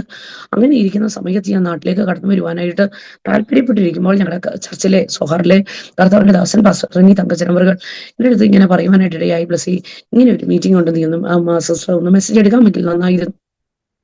ഇതിന് മുൻപിൽ ഞാൻ ദൈവസന്നിധിയിൽ പ്രാർത്ഥിച്ചുകൊണ്ടിരിക്കുക, കർത്താവ് ഞാൻ എന്ത് വേണം? എനിക്ക് അമ്മച്ചി ഞാൻ പറഞ്ഞല്ലോ, അപ്പച്ചനും അമ്മച്ചിയാണ് എന്നെ വളർത്തിയത്. എൻ്റെ അമ്മച്ചി രണ്ടാനമ്മയാണ്. ഞാൻ 8ാം ക്ലാസ് വരെ എൻ്റെ അമ്മച്ചി രണ്ടാനമ്മയാണെന്ന് എനിക്ക് അറിയത്തില്ലായിരുന്നു. കാരണം അത്രമേൽ സ്നേഹം തന്നു വളർത്തിയ അമ്മച്ചി. ഞാൻ നാട്ടിലേക്ക് കടന്നു വരണം എന്ന് ഓർത്ത് ഞാൻ നിൽക്കുന്ന സമയത്ത് അമ്മച്ചി ദൈവാത്മാവ് എന്നോട് പറഞ്ഞു, നീ എന്റെ വേല ചെയ്യണം, ലോകം നിന്റെ പിൻപിൽ, ക്രൂശാണ് നിന്റെ മുൻപിൽ. എനിക്ക് സത്യത്തിൽ ഈ വാക്ക് കഴിച്ചിട്ട് ഇറക്കാനും വയ്യ, മതിരിച്ചിട്ട് തുപ്പാനും വയ്യ. കർത്താവിന്റെ വേല ചെയ്യുകയും വേണം, എനിക്ക് അമ്മച്ചിയെ കാണുകയും വേണം. അപ്പൊ അന്ത്യശ്വാസമൊക്കെ വലിച്ചു കിടക്കുന്ന ആ ഒരു സമയത്തിലേക്ക് അമ്മച്ചി നീങ്ങിക്കൊണ്ടിരിക്കുക. എനിക്ക് സങ്കടം വരും. ഞാൻ റൂമിലേക്ക് കടന്നു വരും. ഞാൻ അവിടെ നിന്ന്, കർത്താവെ എനിക്ക് അമ്മച്ചി ഒന്ന് കാണണമെന്നുണ്ട്. പക്ഷെ എന്നോട് ദൈവം പറഞ്ഞ ഈ വാക്ക് നിമിത്തം ഞാൻ സോഹാറിൽ അവിടെ നിൽക്കുക. പക്ഷെ എനിക്ക് സ്വന്തങ്ങളോട് പറയാനൊക്കത്തില്ല, ബന്ധങ്ങളോട് പറയാൻ പറ്റത്തില്ല. മീറ്റിങ്ങുമായിട്ട് ഞാൻ അവിടെ നിൽക്കുകയാണെന്ന്. ഒരു പക്ഷെ ഞാനൊരു പൊതുവേദിയിൽ പറയുന്നത് പോലെ അല്ലല്ലോ, നമ്മുടെ സ്വന്തങ്ങളുടെ അടുക്കൽ പറയുമ്പോൾ അത് അങ്ങനെ ഏറ്റെടുക്കണമെന്നില്ല. അപ്പോൾ ഞാൻ ഈ വേദനയിൽ ഞാൻ അവിടെ ദൈവസന്നിധിയിൽ പ്രാർത്ഥിച്ചുകൊണ്ട് ഞാൻ നിൽക്കുമ്പോൾ കർത്താവ് എന്നെ ഒരു കാഴ്ച കാണിച്ചു. ഒക്ടോബർ 10 ഈ വാക്ക് ഞാൻ പിടിച്ചു. എന്നിട്ട് എന്നെ കർത്താവ് കാണിച്ചു, ദൂതസംഘമാകവേ എന്നെ എതിരേൽക്കുവാൻ സന്നദ്ധരായി നിന്നിടുന്നു. എന്നിട്ട് ദൈവാത്മാവ് എന്നോട് പറഞ്ഞു, ഒരിക്കലും നീ ചെന്ന് കണ്ടിട്ടല്ലാതെ നിന്റെ അമ്മച്ചി നിത്യതയിൽ ചേർക്കപ്പെടത്തില്ല. ദൂതന്മാർ ഇറങ്ങി നിൽക്കുക ശരിയാണ്, പക്ഷെ നീ ചെന്ന് കണ്ടിട്ടല്ലാതെ ഒന്നും സംഭവിക്കത്തില്ല. ഞാൻ വിശ്വാസത്തോടെ വചനം പ്രസംഗിക്കുവാനായിട്ട് കയറി. എൻ്റെ അച്ഛൻ എൻ്റെ മമ്മിയുടെ കോള് വരുന്നു. വിളിച്ചു പറഞ്ഞത് ഇങ്ങനെയാണ്, അമ്മച്ചി അവസാന ശ്വാസം വലിച്ചുകൊണ്ടിരിക്കുന്ന ഒരു സൈഡിലേക്ക് തൻ്റെ തല ചരിയുന്നു, തൻ്റെ ദൃഷ്ടി മറയുന്നതായി കാണുന്നു. അച്ഛൻ പറഞ്ഞു, മമ്മി എനിക്കൊന്നും ചെയ്യാനൊക്കത്തില്ല. അവള് സ്റ്റേജിൽ കയറി. എനിക്ക് അറിഞ്ഞുകൂടാ, അന്നത്തെ ആ മീറ്റിങ്ങിൽ അസാധാരണമായ ദൈവ സാന്നിധ്യം ഞാൻ അനുഭവിക്കുക. എനിക്കൊന്നും മനസ്സിലായി. തമ്പുരാൻ നമ്മളോട് ചോദിക്കുന്നത് എന്തും നമ്മൾ തമ്പുരാന്റെ മുൻപിൽ ഇറക്കി വെക്കുവാൻ നമ്മൾ താല്പര്യപ്പെട്ടാൽ നമ്മെ മാനിക്കുന്ന ഒരു ഉടയവനുണ്ട്, നമ്മളെ ഓർക്കുന്നൊരു സർവശക്തനുണ്ട്. അന്ന് അസാധാരണമായ ദൈവ സാന്നിധ്യം അനുഭവിക്കുകയും ഞാൻ മീറ്റിംഗ് കഴിഞ്ഞ് ഇറങ്ങി വരുമ്പോൾ ഞാൻ കേൾക്കുന്നത് എന്താണെന്ന് ചോദിച്ചാൽ അച്ചാച്ചൻ എന്നോട് പറയുകയാണ്, അമ്മച്ചി അന്ത്യശ്വാസം വലിച്ചു നിൽക്കുകയായിരുന്നു, തന്റെ ദൃഷ്ടിയൊക്കെ മറഞ്ഞു. എന്നാൽ നിന്റെ പ്രസംഗം കഴിഞ്ഞ് തീരുന്നതിന് മുന്നമേ മമ്മി വീണ്ടും വിളിച്ചു. ആദ്യം മമ്മി വലിയവായി കരഞ്ഞുകൊണ്ടാണ് വിളിക്കുന്നത്, കാരണം എനിക്ക് വന്ന് കാണാൻ പറ്റത്തില്ലല്ലോ എന്ന സങ്കടത്തിൽ. രണ്ടാമത് വിളിച്ചിട്ട് പറയുന്നത് ഇങ്ങനെയാണ്, ദൃഷ്ടി മറഞ്ഞ് അമ്മച്ചി നോർമലായിട്ട് അമ്മച്ചി സംസാരിക്കുക. അമ്മച്ചി പറഞ്ഞു, മോനെ ഹല്ലേലൂയ, ഞാൻ ആ തമ്പുരാന്റെ അടുക്ക വരെ എത്തിയതാ, സ്വർഗ കവാടം വരെ എത്തിയതാ, പക്ഷെ ആരോ എന്നെ പിടിച്ചു വലിക്കുന്നത് പോലെ എനിക്ക് തോന്നി. അപ്പൊ എൻ്റെ സഹോദരൻ ഇങ്ങനെ പറഞ്ഞു, അമ്മച്ചി അത് മറ്റാരുമല്ല, ബ്ലസ്സിമോള് പ്രാർത്ഥിച്ച് അമ്മച്ചിയെ തിരിച്ചു പിടിച്ചതായിരിക്കും എന്ന് പറഞ്ഞു. എന്നിട്ട് ഞാൻ നാട്ടിൽ വന്ന് ഞാൻ കർത്താവിനോട് പറഞ്ഞ 1-2 കാര്യം, കർത്താവ് ഞാൻ അവിടെ ചെല്ലുമ്പോൾ അമ്മച്ചിക്ക് എന്നെ തിരിച്ചറിയാൻ പറ്റണം, എനിക്കൊന്ന് ശുശ്രൂഷിക്കാൻ എനിക്കൊരു അവസരം തരണം. ഇതെല്ലാം കൃപയാൽ എന്നെ കൊണ്ട് സാധിക്കുവാനായിട്ടിടയായി. അങ്ങനെ വന്ന സമയത്താണ് ദൈവത്തിന്റെ ആത്മാവിനോട് പറയുന്നു, ഒക്ടോബർ 28-ാം തീയതി ജോലി റിസൈൻ ചെയ്യുവാനായിട്ട് അച്ഛനോട് പറയണം. അങ്ങനെ ജോലി റിസൈൻ ചെയ്യുവാനായിട്ട് അച്ഛൻ തീരുമാനിക്കുന്നു. കറക്റ്റ് എന്നതുപോലെ 2 വർഷം ഞാൻ അവിടെ നിന്നു. 2ാമത്തെ വർഷം പൂർത്തീകരിക്കുമ്പോൾ ഞാൻ നാട്ടിലെത്തുന്ന സമയത്ത് ഇവിടെ വന്നിട്ട് ഞാൻ എന്ത് ചെയ്യണം? ഫുൾ ടൈം മിനിസ്ട്രി എന്ന് പറയുമ്പോൾ എനിക്ക് ചിന്തിക്കുന്നതിനപ്പുറം എനിക്ക് എങ്ങനെയെന്ന് എനിക്കറിയത്തില്ല, എന്താണെന്ന് അറിഞ്ഞുകൂടാ. ദൈവത്തിന് സ്തോത്രം. ഇതിനോടകം മേരി പരാൻഡി പറഞ്ഞ ഒരു ദൂതുണ്ടായിരുന്നു, കാനഡയിലേക്ക് ദൈവം ഞങ്ങളെ പറിച്ചു നടും എന്നുള്ള ഒരു ദൂത് കിടക്കുന്നു. അങ്ങനെയാണെങ്കിൽ കാനഡയിലേക്ക് നമ്മളൊന്ന് ട്രൈ ചെയ്യണം. അപ്പൊ എന്റെ ചിന്ത, റിസൈൻ ചെയ്ത് നാട്ടിൽ വരുന്നത് ഒരുപക്ഷെ കാനഡയിലേക്ക് പോകുവാനാ. പക്ഷെ ഞങ്ങളുടെ മുൻപിലുള്ള എല്ലാ സാധ്യതകളും അടഞ്ഞു, ഞങ്ങൾക്കൊരു സാധ്യതയും മുമ്പിലില്ല. അപ്പൊ നാട്ടിൽ വന്ന് നിൽക്കുമ്പോൾ ആദ്യത്തെ ഒരു വർഷം എന്ന് പറയുമ്പോൾ നിന്ദകളുടെ കൂമ്പാരമാണ്. കാരണം കുഞ്ഞിന് 2.5 വയസ്സ് മാത്രം പ്രായം. ഇവിടെ കൊണ്ട് എങ്ങനെ ഞങ്ങൾ മുമ്പോട്ട് പോകുവാനാ? ഇനി ഞാൻ മാത്രം ജോലി റിസൈൻ ചെയ്ത് നിൽക്കുന്നതല്ല, അച്ഛൻ്റെയും ജോലി പോയി. 2 പേരും നാട്ടിൽ വന്ന് നിൽക്കുന്നു. ആളുകളുടെ ചോദ്യങ്ങൾ, സത്യം പറഞ്ഞാൽ കോവിഡിന്റെ ടൈം ഞങ്ങളുടെ ജീവിതത്തിൽ ഏറ്റവും അനുഗ്രഹമായി. കാരണം ആളുകളുടെ ചോദ്യങ്ങൾ ഒത്തിരിയൊക്കെ അവോയ്ഡ് ആയി കിട്ടുന്ന ഒരു സമയം. അപ്പോ കർത്താവിനാൽ ശക്തമായി ഉപയോഗിക്കപ്പെടുന്ന കർത്താവിന്റെ ദാസൻ ഷിബു പിന്മഴ എന്ന് പറയുന്ന ദൈവദാസൻ സോഹാറിലായിരുന്ന സമയത്ത് എന്നോട് ഇങ്ങനെ പറയാനായിട്ടിടയായി. ദൈവത്തിന്റെ ആത്മാവ് എന്നോട് പറയുന്ന, സിസ്റ്ററെ, ദൈവത്തിന്റെ ആത്മാവ് നിങ്ങളെ ശക്തമായി മീഡിയയിൽ ഉപയോഗിക്കും. എനിക്ക് ശരിക്കും പറഞ്ഞാൽ ആ ദൂത് കേട്ടിട്ട് സാറ ചിരിക്കുന്ന പോലെ ചിരിയാ വന്നു. ഞാൻ കർത്താവിന്റെ ദാസന്റെ മുമ്പിൽ ഞാൻ ചിരിച്ചില്ല. പക്ഷെ എൻ്റെ ഉള്ളിൽ ആം, ചെറുപ്പത്തിൽ ഞാൻ അല്പമായി പാടുവാനും ഇനിയും ഒരു 5-8-10 പേര് ഒരുമിച്ച് കൂടിയിരിക്കുകയാണെങ്കിൽ ഒരു 5 ലൈൻ പാടിക്കഴിഞ്ഞതിന് ശേഷം എൻ്റെ ശബ്ദം വിറയ്ക്കും. എനിക്ക് അങ്ങനെ പോലും സ്റ്റേജ് ഫിയർ ഉണ്ടായിരുന്ന ഞാൻ ഏത് മീഡിയയുടെ മുമ്പിൽ പോയി നിൽക്കാനൊന്നും ഒരു സാധ്യതയില്ല.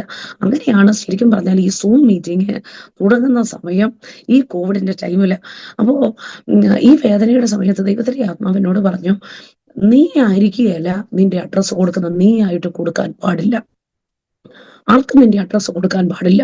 ദൈവത്തിന് സ്തോത്രം. ദൈവത്തിന്റെ ആത്മാവ് ഉപയോഗിക്കും. ഈ 1.5 മാസം 1.5 വർഷം, 1 വർഷത്തോളം വളരെ പ്രയാസത്തിൽ കൂടെ, സങ്കടത്തിൽ കൂടെ എന്താ അടുത്ത സ്റ്റെപ്പ് എന്നറിയാതെ നിൽക്കുന്ന സമയമാണ്. ദൈവത്തിന്റെ ആത്മാവിന്, എൻ്റെ മമ്മി ആ സമയത്ത് സുഖമില്ലാതെ, മമ്മി നടക്കാനോ ഇരിക്കാനോ ഒന്നും വയ്യാതെ മമ്മി ആയിരിക്കുന്ന ഒരു സമയം മമ്മിക്കുണ്ടായിരുന്നു. അപ്പോൾ ജോലികളെല്ലാം കഴിഞ്ഞ് എനിക്ക് പ്രാർത്ഥിക്കാനായിട്ടുള്ള സമയങ്ങളൊന്നും കിട്ടാതെ ഞാൻ വല്ലാതെ അലയുകയാണ്. ഞാനപ്പം ദൈവസന്നിധി പ്രാർത്ഥിച്ചു, കർത്താവേ അങ്ങ് ജോലി റിസൈൻ ചെയ്ത് നാട്ടിൽ വരാൻ പറഞ്ഞു. ജോലി റിസൈൻ ചെയ്ത് നാട്ടിൽ വരാൻ പറഞ്ഞിട്ട് എനിക്ക് പ്രാർത്ഥിക്കാൻ പോലും നേരം കിട്ടുന്നില്ല. ഏകദേശം 10-17 വർഷം ഞാൻ നാട്ടിലില്ല. അപ്പം നാട്ടിൽ വന്നപ്പോൾ എനിക്ക് നാടുമായി അഡ്ജസ്റ്റ് ചെയ്ത് കാര്യങ്ങളെല്ലാം, ഞാൻ ഇച്ചിരി സ്ലോ ആയതുകൊണ്ട് എനിക്ക് കാര്യങ്ങളെല്ലാം ചെയ്തെടുക്കാൻ പ്രയാസം. ഞാൻ എന്ത് ചെയ്യും? അപ്പോൾ എന്നെ ദൈവാത്മാവ് പഠിച്ചു, പറഞ്ഞു, നീ രാത്രിയിൽ ഇരുന്ന് പ്രാർത്ഥിക്കാൻ ശ്രമിക്കണം. അങ്ങനെ രാത്രിയിൽ പ്രാർത്ഥന തുടങ്ങി. രാത്രിയിൽ പ്രാർത്ഥന തുടങ്ങിയാണ് ചുരുക്കത്തിൽ ദൈവത്തിന്റെ ആത്മാവ് കാനഡയിലുള്ള ഒരു ദൈവദാസനുമായി എന്നെ കണക്ട് ചെയ്യിപ്പിക്കുന്നു. അത് ഒക്കെ ഒരു നീണ്ട സാക്ഷ്യം, അതിലേക്കൊന്നും ഞാൻ കടക്കുവാൻ ആഗ്രഹിക്കുന്നില്ല, സമയമേറെ മുമ്പിലേക്ക് പോകുന്നല്ലോ. അങ്ങനെ ദൈവത്തിന്റെ ആത്മാവ്, ദൈവത്തിന്റെ സ്തോത്രം, ഞങ്ങളെ സഹായിക്കുകയും തുടർന്ന് ആരിൽ കൂടെയോ സൂമിലേക്കും ഫേസ്ബുക്കിലേക്കുമുള്ള ചാനലുകൾ ഓപ്പണായി അവിടെ നിന്ന് കർത്താവിന്റെ വേലയിലേക്ക് സ്റ്റെപ്പ് ബൈ സ്റ്റെപ്പായിട്ട് കർത്താവ് കൊണ്ടുവരികയും ചെയ്യുകയായിരുന്നു. ചുരുക്കം പറഞ്ഞാൽ എനിക്ക് ഈ പകൽ അതായത് ഈ നെറ്റ്വർക്കിലുള്ള എല്ലാവരോടും പറയാനുള്ളത്, തകർച്ചയിൽ നിന്ന് കർത്താവ് ഉയർത്തുമോ എന്ന് ചോദിച്ചാൽ എൻ്റെ ജീവിതം കൊണ്ട് ഞാൻ പറയും, നിശ്ചയമായി കർത്താവ് ഉയർത്തും. ഒറ്റപ്പെടലിൽ നിന്ന് കർത്താവ് നമ്മളെ പുറത്തെടുക്കുമോ എന്ന് ചോദിച്ചാൽ നിശ്ചയമായും. ദൈവത്തിന് സ്തോത്രം. ഉലകത്തിൽ നമ്മുടെ കൂടെ നിൽക്കാൻ ഒരു വ്യക്തിയും ഇല്ല എന്ന് പറഞ്ഞാലും, നമ്മുടെ ഹല്ലേലൂയ കൂട്ടുകാർക്കോ, നമ്മുടെ അപ്പനോ, നമ്മുടെ അമ്മയ്ക്കോ, നമ്മുടെ ഭാര്യയ്ക്കോ, നമ്മുടെ ഭർത്താവിനോ, ആർക്കും നമ്മളെ മനസ്സിലായില്ലെങ്കിലും, നമ്മുടെ തേങ്ങലുകൾ തിരിച്ചറിഞ്ഞില്ലെങ്കിലും നമ്മളെ നന്നായി തിരിച്ചറിയുന്ന ഒരു കർത്താവാണ് എൻ്റെ ദൈവം. ആദ്യത്തെ സൂം മീറ്റിങ്ങിലൊക്കെ മെസ്സേജ് എടുക്കുന്ന പലപ്പോഴും ഞാൻ ഓർത്തിട്ടുണ്ട്, കർത്താവേ ഞാൻ എന്നോട് തന്നെ പ്രസംഗിക്കുകയാണോ? കാരണം എൻ്റെ ജീവിതത്തിന്റെ സാഹചര്യം ഞാൻ തന്നെ നിന്ന് പ്രസംഗിക്കുന്ന പോലെ എനിക്ക് തോന്നിയിട്ടുണ്ട്. ദൈവത്തിന് സ്തോത്രം. അപ്പം ആ സമയങ്ങളിലൊക്കെ കർത്താവിനെ പണിയുവാനായിട്ടിടയായി. പണിത് കർത്താവിനെ ഇത്രത്തോളം സ്വർഗത്തിലെ അപ്പച്ചൻ എന്നെ കൊണ്ടുവരികയായിരുന്നു. ഞാൻ ആ സമയത്തെല്ലാം ദൈവസന്നിധിയിൽ പ്രാർത്ഥിച്ച ഒറ്റ കാര്യമുള്ളൂ, കർത്താവേ ഞാൻ തകർന്ന ഒരു വ്യക്തിയാ, ഞാൻ ഉടഞ്ഞ ഒരു വ്യക്തിയാ, ആരുമില്ലാതെ ഇരുന്നവള്, ആത്മഹത്യക്ക് വേണ്ടി ഒരുപാട് വട്ടം ട്രൈ ചെയ്തത്, അല്ലെങ്കിൽ ആ ഡിപ്രഷൻ എന്താന്ന് ഞാൻ നന്നായി അറിഞ്ഞിട്ടുണ്ട്. പിശാച് ഒരുപാടിട്ട് വട്ട് തട്ടിയിട്ടുണ്ട്. അങ്ങനെയാണെങ്കിൽ എൻ്റെ ദൈവം എനിക്ക് തരുന്നൊരു ശിഷ്ടായുസ് അത് എത്രയാണോ? എൻ്റെ കർത്താവേ, എന്നെ ഇട്ട് ഹല്ലേലൂയ വട്ട് കളിപ്പിച്ച്, അല്ലെങ്കിൽ ചുറ്റും ദൈവത്തിന് സ്തോത്രം ജീവിതത്തിന് അർത്ഥമില്ലാതെ അർത്ഥശൂന്യമാക്കി എന്നെ വല്ലാതെ കുഴപ്പിച്ചു കളഞ്ഞ ഒരു പൈശാചിക മണ്ഡലം, എന്നെ വല്ലാതെ കുഴപ്പിച്ച് കളഞ്ഞ ഒരു ഹല്ലേലൂയ വേദനയുടെ സാഹചര്യം. അങ്ങനെയാണെങ്കിൽ എൻ്റെ അപ്പ, എൻ്റെ ജീവിതം ഞാൻ അങ്ങേക്ക് വേണ്ടി തരികയാണ്. എൻ്റെ കരങ്ങൾ കൊണ്ട്, എൻ്റെ കാലുകൾ കൊണ്ട്, എൻ്റെ ശരീരം കൊണ്ട്, എൻ്റെ മനസ്സുകൊണ്ട് ഹല്ലേലൂയ ഞാൻ എങ്ങനെയൊക്കെയോ അങ്ങയെ വിട്ട് ഞാൻ അകന്നിട്ടുണ്ടോ, അതിനൊക്കെ അപൂർവമായി എനിക്ക് അങ്ങയോടൊന്ന് പറ്റിച്ചേരുവാനും, എനിക്ക് അതിനൊക്കെ അപൂർവമായി ഹല്ലേലൂയ ഞാൻ എൻ്റെ കർത്താവിനെ വേദനിപ്പിച്ച് പിശാചിന്റെ വഴികളിൽ ഞാൻ നടന്നിട്ടുണ്ടെങ്കിൽ, കർത്താവിൽ നടന്നിട്ടുണ്ടെങ്കിൽ എന്നല്ല, നടന്നിട്ടുണ്ട്. ദൈവത്തിന് സ്തോത്രം. അങ്ങനെയാണെങ്കിൽ എൻ്റെ കരങ്ങളും എൻ്റെ കാലുകളും എൻ്റെ മനസ്സും എൻ്റെ ചിന്തയും എൻ്റെ ശരീരവും ഒരുപോലെ പൈശാചിക മണ്ഡലങ്ങൾക്കെതിരെ പടപൊരുതാൻ എൻ്റെ കർത്താവ് ഞാൻ എന്നെ തന്നെ സമർപ്പിക്കുക. അങ്ങനെയാണെങ്കിൽ എൻ്റെ കർത്താവിനെ ഉപയോഗിച്ചേ മതിയാകത്തുള്ളൂ. ഈ ലോകത്തിൻ്റെതായ ഒന്നും, ദൈവത്തിന് സ്തോത്രം, ഹല്ലേലൂയ, ഞാൻ ആത്മാർത്ഥമായ മനസ്സോടെ ഞാൻ പറയുക, ഈ ലോകത്തിൻ്റെതായ ഒന്നും ഹല്ലേലൂയ ഞാൻ ആഗ്രഹിക്കുന്നില്ല. ഈ ലോകത്തിൻ്റെതായതിൽ ഒന്നിലേക്കും ദൈവത്തിന് സ്തോത്രം ഇതുവരെ നാളേക്കും കർത്താവെ നിർത്തണമേ എന്ന വലിയ ആശ മാത്രമേ ഉള്ളൂ. ഞാൻ എല്ലാവരോടും പറയും, ഈ ജീവിതം എൻ്റെ 2ാമത്തെ ജീവിതമാണ്. ദൈവത്തിന് സ്തോത്രം. ഗ്രേസ് പീരീഡ് എന്നതുപോലെ ദൈവത്തിന് സ്തോത്രം, ദൈവം തന്ന ഒരു ആയുസ്, ഈ ആയുസ് അത് ഹല്ലേലൂയ ഒരു മെഴുകുതിരി ഉരുകി തീരുന്നത് പോലെ, ദൈവത്തിന് സ്തോത്രം, കർത്താവിന്റെ ദാസനെ മെമ്മറീസ് പാസ്റ്ററുകൾ പറയുന്ന പോലെ ഹല്ലേലൂയ ദൈവത്തിന് സ്തോത്രം, ഇരുമ്പാണെങ്കിൽ ഒന്നുകിൽ അത് തുരുമ്പിച്ച് തീരും, ഇല്ലെങ്കിൽ അത് ഹല്ലേലൂയ തേഞ്ഞു തീരും. അപ്പൊ കർത്താവിന്റെ ദാസൻ പറയുന്നൊരു കാര്യമുണ്ട്, ഒരിക്കലും തുരുമ്പിച്ച് തീരാൻ വേണ്ടി നിൽക്കരുത്, തേഞ്ഞു തീരാൻ വേണ്ടി നിൽക്കണം. കർത്താവ് അങ്ങനെയാണെങ്കിൽ തേഞ്ഞു തീരാൻ എൻ്റെ ദൈവമേ ഈ ജീവിതം കർത്താവിന് വേണ്ടി സമർപ്പിക്കുന്നു എന്നുള്ള പ്രാർത്ഥനയോടെ ഇതുവരെയും കൃപയാൽ കർത്താവിനെ നടത്തുന്നു. ദൈവത്തിന് സ്തോത്രം. ഏറ്റവും കൂടുതൽ ഞാൻ ശുശ്രൂഷിക്കുവാനായിട്ട് താല്പര്യപ്പെടുന്നത് ആത്മഹത്യാ പ്രവണതയുള്ള ആളുകൾ, ഡിപ്രഷനായിട്ട് നിൽക്കുന്ന ആളുകൾ, അങ്ങനെയുള്ളവരുടെ അടുക്കിലേക്ക് ഓടിച്ചെല്ലുവാനായിട്ടാണ് ഒരുപാട് എൻ്റെ ആഗ്രഹം. സ്റ്റേജുകളോ പുൾപിറ്റുകൾക്കൊക്കെ അപ്പുറം അല്ല, അതൊന്നും ഞാൻ ആഗ്രഹിക്കുന്നില്ല. ഞാൻ പറഞ്ഞല്ലോ, കർത്താവിനോട് പറഞ്ഞിട്ടുള്ള ഒറ്റ കാര്യമാണ്, നീയായി അഡ്രസ്സുകൾ അന്വേഷിക്കൽ, നീയായി ഹല്ലേലൂയ സ്റ്റേജുകളോ മീറ്റിങ്ങുകളോ നീയായി ആഗ്രഹിക്കരുത്. മറിച്ച് കർത്താവ് എവിടെ അയക്കുന്നു, കർത്താവിന് എന്താണോ, ആരുമായിട്ടുള്ള ബന്ധത്തിലാണോ, എവിടെയാണോ കർത്താവിന് എന്നെ അയക്കേണ്ടത്, ആ വ്യക്തിയുടെ ജീവിതത്തിന്റെ അകത്ത് മാറ്റങ്ങൾ കൊണ്ടുവരാൻ സർവശക്തനെ എന്നെ ഉപയോഗിക്കണമേ എന്ന് പ്രാർത്ഥിക്കുന്നു. അപ്പൊ തന്നെ ഞങ്ങളുടെ വീട്ടിൽ എല്ലാ തിങ്കളാഴ്ചകളും ഇവിടെ ഒരു മീറ്റിംഗ് നടക്കുന്നുണ്ട്. അതിൻ്റെ അകത്തും എനിക്ക് അങ്ങനെ ഒരു മീറ്റിംഗ് കൊണ്ടുപോകണമെന്നുള്ളത് എൻ്റെ ഇഷ്ടത്തിലില്ലായിരുന്നു, എൻ്റെ മമ്മിയുടെ താല്പര്യമായിരുന്നു. മമ്മി ആയിരുന്ന സ്ഥാനത്തൊക്കെ ചർച്ച് പ്ലാന്റിങ്ങിന് വേണ്ടി കർത്താവ് മമ്മിയെ ഉപയോഗിച്ചിട്ടുണ്ട്. ഇവിടെ ഈ നാട്ടിൽ വന്നിട്ട് അങ്ങനെ ഒരു മീറ്റിംഗ് വെക്കണമെന്നുള്ളത് മമ്മിക്ക് താല്പര്യമുണ്ട്. ചർച്ചയായിട്ടല്ല, ഒരു പ്രാർത്ഥനാ ഗ്രൂപ്പ്, തകർന്നിരിക്കുന്നവർക്ക് വേണ്ടിയൊക്കെ പ്രാർത്ഥിക്കാനായിട്ട് ഒരു ഗ്രൂപ്പായി. അപ്പം അങ്ങനെ വെക്കുമ്പോൾ മമ്മിയുടെ ഉള്ളിലുള്ള ആശ എന്നെയും അച്ഛനെയും ഏൽപ്പിക്കണം എന്നുള്ളതാണ്. പക്ഷെ എന്നോട് അമ്മ ഇത് പറയുമ്പോൾ മുഴുവൻ ഒരു ചെവി കൂടെ കേട്ട് മറ്റേ ചെവി കൂടെ ഞാൻ ഇറക്കി വിട്ട് ഞാൻ ആ ഹോള് കണ്ടിട്ടേ ഇല്ല എന്നുള്ള മട്ടിൽ ഞാനങ്ങ് മാറി നടക്കുമായിരുന്നു. കാരണം എന്നെ സംബന്ധിച്ച് അങ്ങനെ ഒരു മീറ്റിംഗ് നടത്താൻ അങ്ങനെ ഒരു കഴിവോ പ്രാപ്തിയോ ഞങ്ങൾക്കുണ്ട് എന്ന് ഞങ്ങൾ വിശ്വസിച്ചിരുന്നില്ല. ചുരുക്കത്തിൽ കർത്താവിന്റെ ദാസൻ PC ചെറിയാൻ അവർകളാണ് എന്നോട് പറഞ്ഞ, ബ്ലസ്മോളെ പോകുന്നിടത്ത് ഇങ്ങനെയുള്ള മീറ്റിങ്ങുകളെ കുറിച്ച് പറയാമല്ലോ. അങ്ങനെയുള്ള മീറ്റിങ്ങുകളെ കുറിച്ച് ഞാൻ പറഞ്ഞു. പക്ഷെ അന്നൊക്കെ കടന്നു വരുന്ന ആളുകൾ ദൂരെ നിന്ന് കടന്നു വരുന്നവരാ. അന്നൊന്നും ആ മീറ്റിങ്ങുകൾ അല്പം ആളുകൾ വരുമായിരുന്നു എങ്കിലും കൃപയാൽ കർത്താവിനെ ഇവിടെ കൊണ്ടുവന്നു. ആ തലങ്ങളിലേക്കും കർത്താവിനെ പണിതു. ഞാൻ പറഞ്ഞത് ഒരിക്കലും ഒരു അഡ്വർടൈസ്മെന്റ് അല്ല. ഹല്ലേലൂയ. എനിക്ക് ശരിക്കും പറഞ്ഞാൽ ഞാൻ സൺഡേ സ്കൂളിൽ നേരെ ചൊവ്വേ എനിക്ക് പോയി പഠിക്കാൻ പറ്റിയിട്ടില്ല. ഞാൻ പറഞ്ഞിട്ടുണ്ടല്ലോ, ഞാൻ ബോർഡിങ്ങിലാണ് പഠിച്ചുകൊണ്ടിരുന്നത്. അതുകൊണ്ട് എനിക്ക് അങ്ങനെയുള്ള ഒരു കാര്യങ്ങളോ അല്ലെ എൻ്റെ അറിവിൽ നിന്നോ കഴിവിൽ നിന്നോ എനിക്കൊന്നും പറയാനും അറിയത്തില്ല. എനിക്ക് അങ്ങനെയുള്ളതൊന്നുമില്ല. ഞാൻ യേശുവിനോട് എപ്പോഴും പറയാം, പക്ഷേ അങ്ങ് എൻ്റെ കയ്യിൽ ഒന്നും തന്നില്ലെങ്കിൽ എനിക്കൊന്നും പറയാനില്ല കേട്ടോ. അങ്ങ് എന്തെങ്കിലും പറയാനുണ്ടെങ്കിൽ എന്നെ വിട്ടാൽ മതി, ഇല്ലെങ്കിൽ അവരവിടെ വെറുതെ ഇരിക്കും, ഞാനും വെറുതെ ഇരിക്കും. എനിക്കൊന്നും പറയാനില്ല. ഞാൻ പറഞ്ഞത് എനിക്കൊന്നും പറയാനില്ല, അല്ലെങ്കിൽ എൻ്റെ ഒരു അഡ്വർടൈസ്മെന്റ് അല്ല. എൻ്റെ കർത്താവിന് എന്നെ ഉപയോഗിച്ചില്ലെങ്കിൽ ഞാൻ വെറും ഒരു മൺപാത്രവും ഒന്നുമില്ല. കർത്താവ് ഇത്രത്തോളം നടത്തി എന്ന് മാത്രം ഓർമ്മപ്പെടുത്തുന്നു. അതെ, അനുഗ്രഹിക്കപ്പെട്ടൊരു സാക്ഷ്യമാണ് നമ്മൾ കേട്ടുകൊണ്ടിരിക്കുന്നത്. വളരെ സന്തോഷമുണ്ട്. പ്രത്യേകിച്ചും പുതിയ തലമുറയിൽ നിന്ന് കർത്താവ് ഓരോരുത്തരെ എങ്ങനെ രൂപപ്പെടുത്തിയെടുക്കുന്നു, ഈ കാലഘട്ടത്തിലും കർത്താവിൻ്റെ പ്രവൃത്തിക്കായിട്ട് ഉപയോഗിക്കുന്നു, അതൊക്കെ ഓർത്ത് സ്തോത്രം ചെയ്യുന്നു. മേരി കോവിൽ ആൻറ്റിയൊക്കെ പഴയ ജനറേഷനിൽ ശക്തമായി ഉപയോഗിക്കപ്പെട്ടവരാണ്. എന്നാൽ പുതിയ ജനറേഷനിലെ ശുശ്രൂഷകന്മാർക്ക് പലർക്കും മിസ്സാകുന്നത് അങ്ങനെയുള്ള ആ പഴയ തലമുറയുമായിട്ടുള്ള കണക്ഷനാണ്. അവരെ ഒരു എൻറ്റയർലി ഡിഫറെൻ്റ് ഒരു വേൾഡിൽ, ഒരു പാറ്റേണിലാണ് പുതിയ തലമുറ പലപ്പോഴും പോകുന്നത്. എന്നാൽ പഴയ ജനറേഷൻ്റെ ആ ഒരു ദൃഢതയുള്ള, പ്രത്യേകിച്ച് സിസ്റ്റർ പറഞ്ഞല്ലോ, അവർ ദൈവം പറയാതൊന്നും പറയത്തില്ലായിരുന്നു. ആളുകളെ സന്തോഷിപ്പിക്കാനും ഇഷ്ടപ്പെടുത്താനും വേണ്ടി എന്തെങ്കിലും, ഇപ്പം നമ്മളൊക്കെ ആണെങ്കിലും ഒരാൾ പ്രാർത്ഥിക്കാൻ വന്നാൽ ആ വ്യക്തിയെ ഒരിക്കലും സങ്കടപ്പെടുത്തി അയക്കാതിരിക്കാൻ വേണ്ടി കർത്താവേ നിൻ്റെ കൃപ പകരണം എന്നൊരു വാക്കിലും പ്രാർത്ഥിക്കും. ദൂതൊന്നും ഇല്ലെങ്കിൽ പോലും കർത്താവേ നിൻ്റെ കൃപ പകരണം, അങ്ങനെ നമ്മൾ ചെയ്യുന്നത്. പക്ഷെ പഴയ തലമുറ വളരെ ആ കാര്യത്തിലൊക്കെ പെർഫെക്റ്റ് ആയിരുന്നു. മറ്റൊരു ഉദാഹരണം പറഞ്ഞാൽ, ഈ പഴയ ദൈവദാസന്മാർ ഒരു മീറ്റിങ്ങിന് ഇൻവിറ്റേഷനൊക്കെ കിട്ടിയാൽ അവർ പ്രാർത്ഥിച്ച് ഡിസൈഡ് ചെയ്യത്തുള്ളൂ വരണോ വേണ്ടെന്ന്. ദൈവം പറയാതെ പോകത്തില്ല. പല സന്ദർഭങ്ങളിലും ഡേറ്റ് കൊടുത്ത ദൈവദാസന്മാർ ദൈവം പറഞ്ഞില്ല എന്ന് പറഞ്ഞ് പോകാതെ ക്യാൻസൽ ചെയ്ത അനുഭവങ്ങൾ പണ്ട് തലമുറയിലുണ്ടായിരുന്നു. പക്ഷെ ഇന്ന് അങ്ങനെയുള്ള ഒരു ദൃഢതയുള്ള ശുശ്രൂഷകരൊക്കെ കുറവാണ്. അപ്പം ദൈവത്തിൻ്റെ കൃപയാൽ സിസ്റ്ററിന് ആ പഴയ തലമുറയുമായിട്ടൊക്കെ ഉള്ളൊരു പരിചയവും ബന്ധവുമായി അത് തുടർന്നുള്ള ശുശ്രൂഷയ്ക്ക് ഒരു നല്ല ആത്മീക അടിത്തറ നൽകാനിടയായി തീർന്നു. അങ്ങനെ തന്നെ ഇനിയും കർത്താവ് ഉപയോഗിക്കട്ടെ എന്ന് പ്രാർത്ഥിക്കുകയാണ്. ഷിബു പിൻപട പാസ്റ്ററിൻ്റെ ഒരു സ്നേഹിതനാണ്.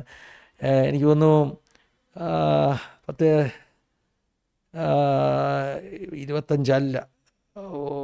95 മുതൽ ഉള്ളൊരു നല്ല ബന്ധം, 30 വർഷം മുമ്പുള്ള ബന്ധം. 94-95 ഞാൻ ശുശ്രൂഷയ്ക്ക് ഇറങ്ങുന്നത്. ഷിബു പിൻമഴ പാസ്റ്റർ ആ സമയം ബൈബിൾ കോളേജിൽ പഠിക്കുന്ന സമയമാണ്. അന്ന് മുതലേ ഉള്ള ഒരു ബന്ധം ദൈവത്തിന് സ്തോത്രം ചെയ്യുന്നു. ഷിബു പാസ്റ്റർ എന്നോട് ഒത്തിരി ദൂതുകൾ പറഞ്ഞത് ഇന്നും ഈ വർഷവും അത് നിവർത്തിച്ചുകൊണ്ടിരിക്കുന്നെന്ന് പറയുന്നതിൽ സന്തോഷമുണ്ട്. എനിക്ക് തോന്നുന്നൊരു എൻ്റെ വിവാഹത്തിന് മുമ്പ് പറഞ്ഞ 1999 പറഞ്ഞൊരു ദൂത് ഈ വർഷം നിവർത്തിച്ചു എന്ന് പറയുമ്പോൾ കർത്താവിൻ്റെ ദാസനെ ഓർത്ത് ദൈവത്തിന് സ്തോത്രം ചെയ്യുന്നു. ഫാമിലി, ഹസ്ബൻഡ് കാനഡയിൽ അല്ലേ? കാനഡയിലാണ് പാസ്റ്റർ, കാനഡ. എങ്ങനെയാ പോയത്? അപ്പം ഇനിയിപ്പോൾ മെരിക്കോ ഒരു ആൻറ്റി ദൂത് പറഞ്ഞിരുന്നല്ലോ നിങ്ങളെ കാനഡയിലേക്ക് പറിച്ചു നടന്നല്ലേ, ആൻറ്റിയല്ലേ പറഞ്ഞത്? അതെ അതെ അപ്പം അതെ. അതും കൂടെ ഒന്ന് ഞങ്ങൾക്ക് കേട്ടാൽ സന്തോഷമാണ്. കാരണം കർത്താവ് ആ ദൂത് എങ്ങനെ നിവർത്തിച്ചു? പാസ്റ്ററെ, അത് ആന്റിയിൽ ഈ ആലോചന കേട്ടതിന് ശേഷം എനിക്ക് സത്യത്തിൽ അത് ഞാൻ IELTS പഠിക്കാനായിട്ട് പോകുന്ന സമയത്ത് എനിക്ക് അവിടെ ചെന്നപ്പോൾ അക്കാഡമിക് ആണോ ജനറൽ ആണോ എടുക്കേണ്ടതെന്ന് പോലും അറിയത്തില്ല. ഞാൻ ചെന്ന് എടുക്കുന്നത് എല്ലാവരും അക്കാഡമിക് പറഞ്ഞതുകൊണ്ട് ഞാനും പോയി അക്കാഡമിക് പറഞ്ഞു. വലിയ ഒരു ആന്റി അടുത്ത് ഞാൻ ചോദിച്ചു, ആന്റി ഞാൻ എന്താ വേണ്ടേ? ആന്റി എന്നോട് പറഞ്ഞു ഏറ്റവും അടുത്ത് വരുന്ന ഡേറ്റിൽ എക്സാം എഴുതണം. അങ്ങനെ ഞാൻ ഏറ്റവും അടുത്ത് പോയി. എനിക്ക് തോന്നുന്നു 15 ദിവസത്തെ ക്ലാസ് ഞാൻ അറ്റൻഡ് ചെയ്തോന്ന് എനിക്കറിയത്തില്ല. പോയി അറ്റൻഡ് ചെയ്തു, എക്സാം എഴുതി. ഞാനത് ക്ലിയർ ചെയ്തു. അങ്ങനെ തുടർന്ന് ഞാൻ ഏജൻസിയെ സമീപിക്കുമ്പോൾ അവർ പറഞ്ഞു, നിങ്ങൾ എഴുതേണ്ടത് അക്കാഡമിക് അല്ലായിരുന്നു, നിങ്ങൾ എഴുതേണ്ടത് ജനറൽ ആയിരുന്നു. അങ്ങനെ ഒരു ചെറിയ പീരീഡ് ഞങ്ങൾ ഈ ജനറൽ എഴുതാനായിട്ടും ജനറലിന് വേണ്ടിയും പഠിച്ച് നിൽക്കുക. ചുരുക്കം പറഞ്ഞാല് ബസ്സുകളെ ഞങ്ങളുടെ ഏജ് ലിമിറ്റ് കഴിഞ്ഞു. ഇനിയും അപ്പോൾ ഞങ്ങൾ സോഹറിലായിരുന്നപ്പോൾ ഞങ്ങളുടെ ഒരു സ്നേഹിതൻ ബെറിലുണ്ടായിരുന്ന ഒരു പാസ്റ്റർ ജോൺസൺ, എമറിസ് പാസ്റ്ററിന്റെ മോൻ പാസ്റ്റർ ജോൺസൺ അല്ലാതെ അവിടെ ഉണ്ടായിരുന്ന ഒരു പാസ്റ്റർ ജോൺസൺ ഞങ്ങളുടെ അടുത്ത് പറഞ്ഞു, ഇങ്ങനെ അക്കാഡമിക് ഒന്ന് ട്രൈ ചെയ്യുക എന്ന് പറഞ്ഞ് ഞങ്ങൾ ഏജൻസിയിൽ പോയി. അവിടെ ചോദിച്ചപ്പോൾ അവർ പറഞ്ഞു, നിങ്ങൾ പോസ്റ്റ് ഗ്രാജുവേഷൻ കഴിഞ്ഞിട്ട് അന്ന് 7 വർഷം കഴിഞ്ഞു. അപ്പോൾ ഈ 7 വർഷം കഴിഞ്ഞിട്ട് ഇനിയും നിങ്ങൾക്ക് ഒരു പോസ്റ്റ് ഗ്രാജുവേഷൻ എടുക്കണമെന്ന് പറഞ്ഞു കഴിഞ്ഞാൽ അത് നിശ്ചയമായിട്ടും അവർ ചോദിക്കും, ഇനി എന്തുകൊണ്ടാണ് നിങ്ങൾക്ക് ഈ പോസ്റ്റ് ഗ്രാജുവേഷൻ വേണ്ടത്, അല്ല അതിൻ്റെതായ ചോദ്യങ്ങൾ വരും. അപ്പൊ അതുകൊണ്ട് എന്തായാലും പോസ്റ്റ് ഗ്രാജുവേഷൻ ലൈക്ക് അവിടെ ചെന്ന് പഠിക്കാനായിട്ട് നിങ്ങൾക്ക് പറ്റത്തില്ല. അതുകൊണ്ട് നിങ്ങൾ ജനറൽ തന്നെ ട്രൈ ചെയ്യുന്നതാണ് നല്ലത്. അപ്പൊ ഞങ്ങള് വീണ്ടും അക്കാഡമിക്ക് വിട്ടു, വീണ്ടും ജനറലിൽ തന്നെ ട്രൈ ചെയ്യുന്നു. പക്ഷെ ഞങ്ങളുടെ വയസ്സ് കഴിഞ്ഞു. IELTS നമുക്ക് ഫുൾ സ്കോർ കിട്ടിയാൽ പോലും ഞങ്ങൾക്ക് ആ പോയിന്റിൽ ഞങ്ങൾക്ക് അവിടെ പോകാനായിട്ട് പറ്റത്തില്ല. കാരണം ഞങ്ങളുടെ ഓരോ വർഷവും കഴിയുന്നതോറും ഞങ്ങളുടെ സ്കോർ കുറഞ്ഞു വരിക.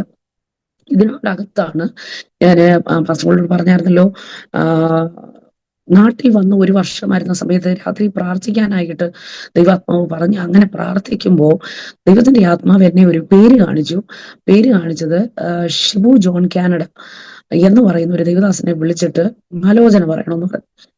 അപ്പോ ആലോചന പറയണമെന്ന് പറഞ്ഞപ്പോ ശരിക്കും പറഞ്ഞാൽ ഞാൻ പറഞ്ഞു, എന്റെ പൊന്നപ്പച്ച, ഷിബു ജോൺ കാനഡ എന്ന് പറയുന്ന ദൈവദാസനെ എനിക്ക് അറിയത്തില്ല.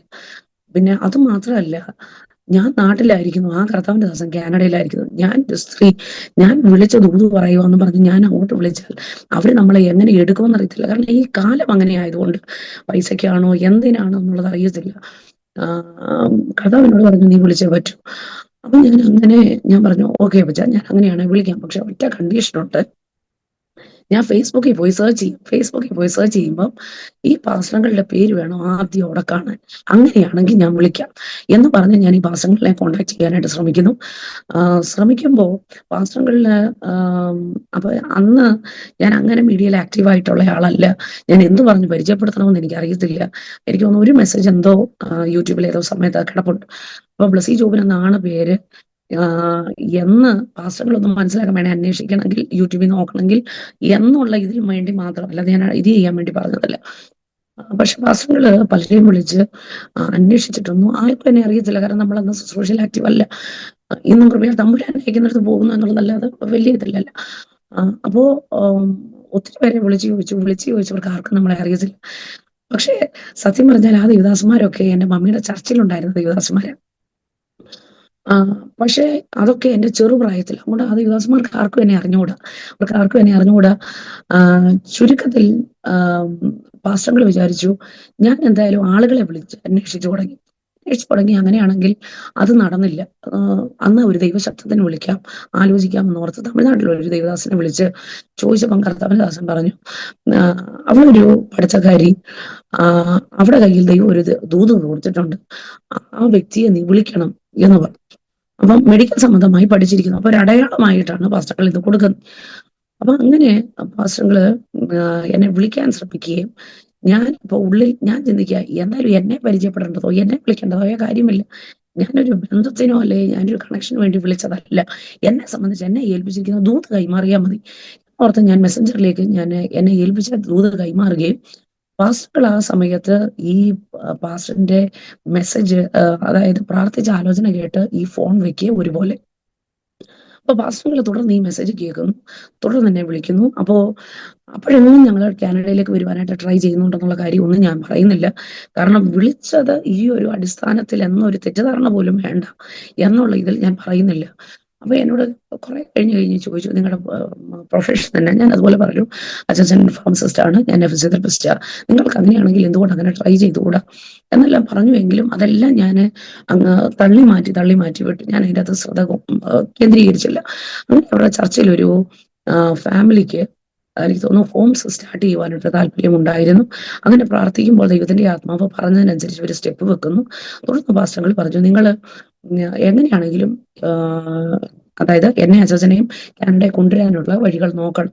അങ്ങനെ പാസ്റ്ററുകൾ ഞങ്ങളെ വിളിച്ചിട്ട് പറഞ്ഞു, നിങ്ങൾ വരാനായിട്ടുള്ള കാര്യങ്ങൾ നോക്കണം, നമ്മൾ അതിനുള്ള സ്റ്റെപ്പുകൾ എടുക്കാം എന്ന് പറയുമ്പോൾ നിങ്ങളുടെ റെസ്യൂം അയച്ചു തരണമെന്ന് പറഞ്ഞ സമയത്ത് ഞാൻ പാസ്റ്ററുകളെ, എന്നെ ദൈവത്തിന്റെ ആത്മാവ് വിളിച്ചിരിക്കുന്നത് കർത്താവിന്റെ വേലയ്ക്കാണ്. പൂർണ്ണ സമയം കർത്താവിന്റെ വേലയ്ക്ക് വേണ്ടി എന്നെ വിളിച്ചിരിക്കുന്നത് കൊണ്ട് നിശ്ചയമായി ഞാൻ അവിടെ വന്നിട്ടൊരു ജോലി ചെയ്യത്തില്ല. അതുകൊണ്ട് എന്നെ കൊണ്ടുപോയിട്ടും വലിയ കാര്യമില്ല എന്ന് ഒന്ന് അറിയിക്കുവാൻ വേണ്ടി മാത്രം ഞാൻ പറഞ്ഞു.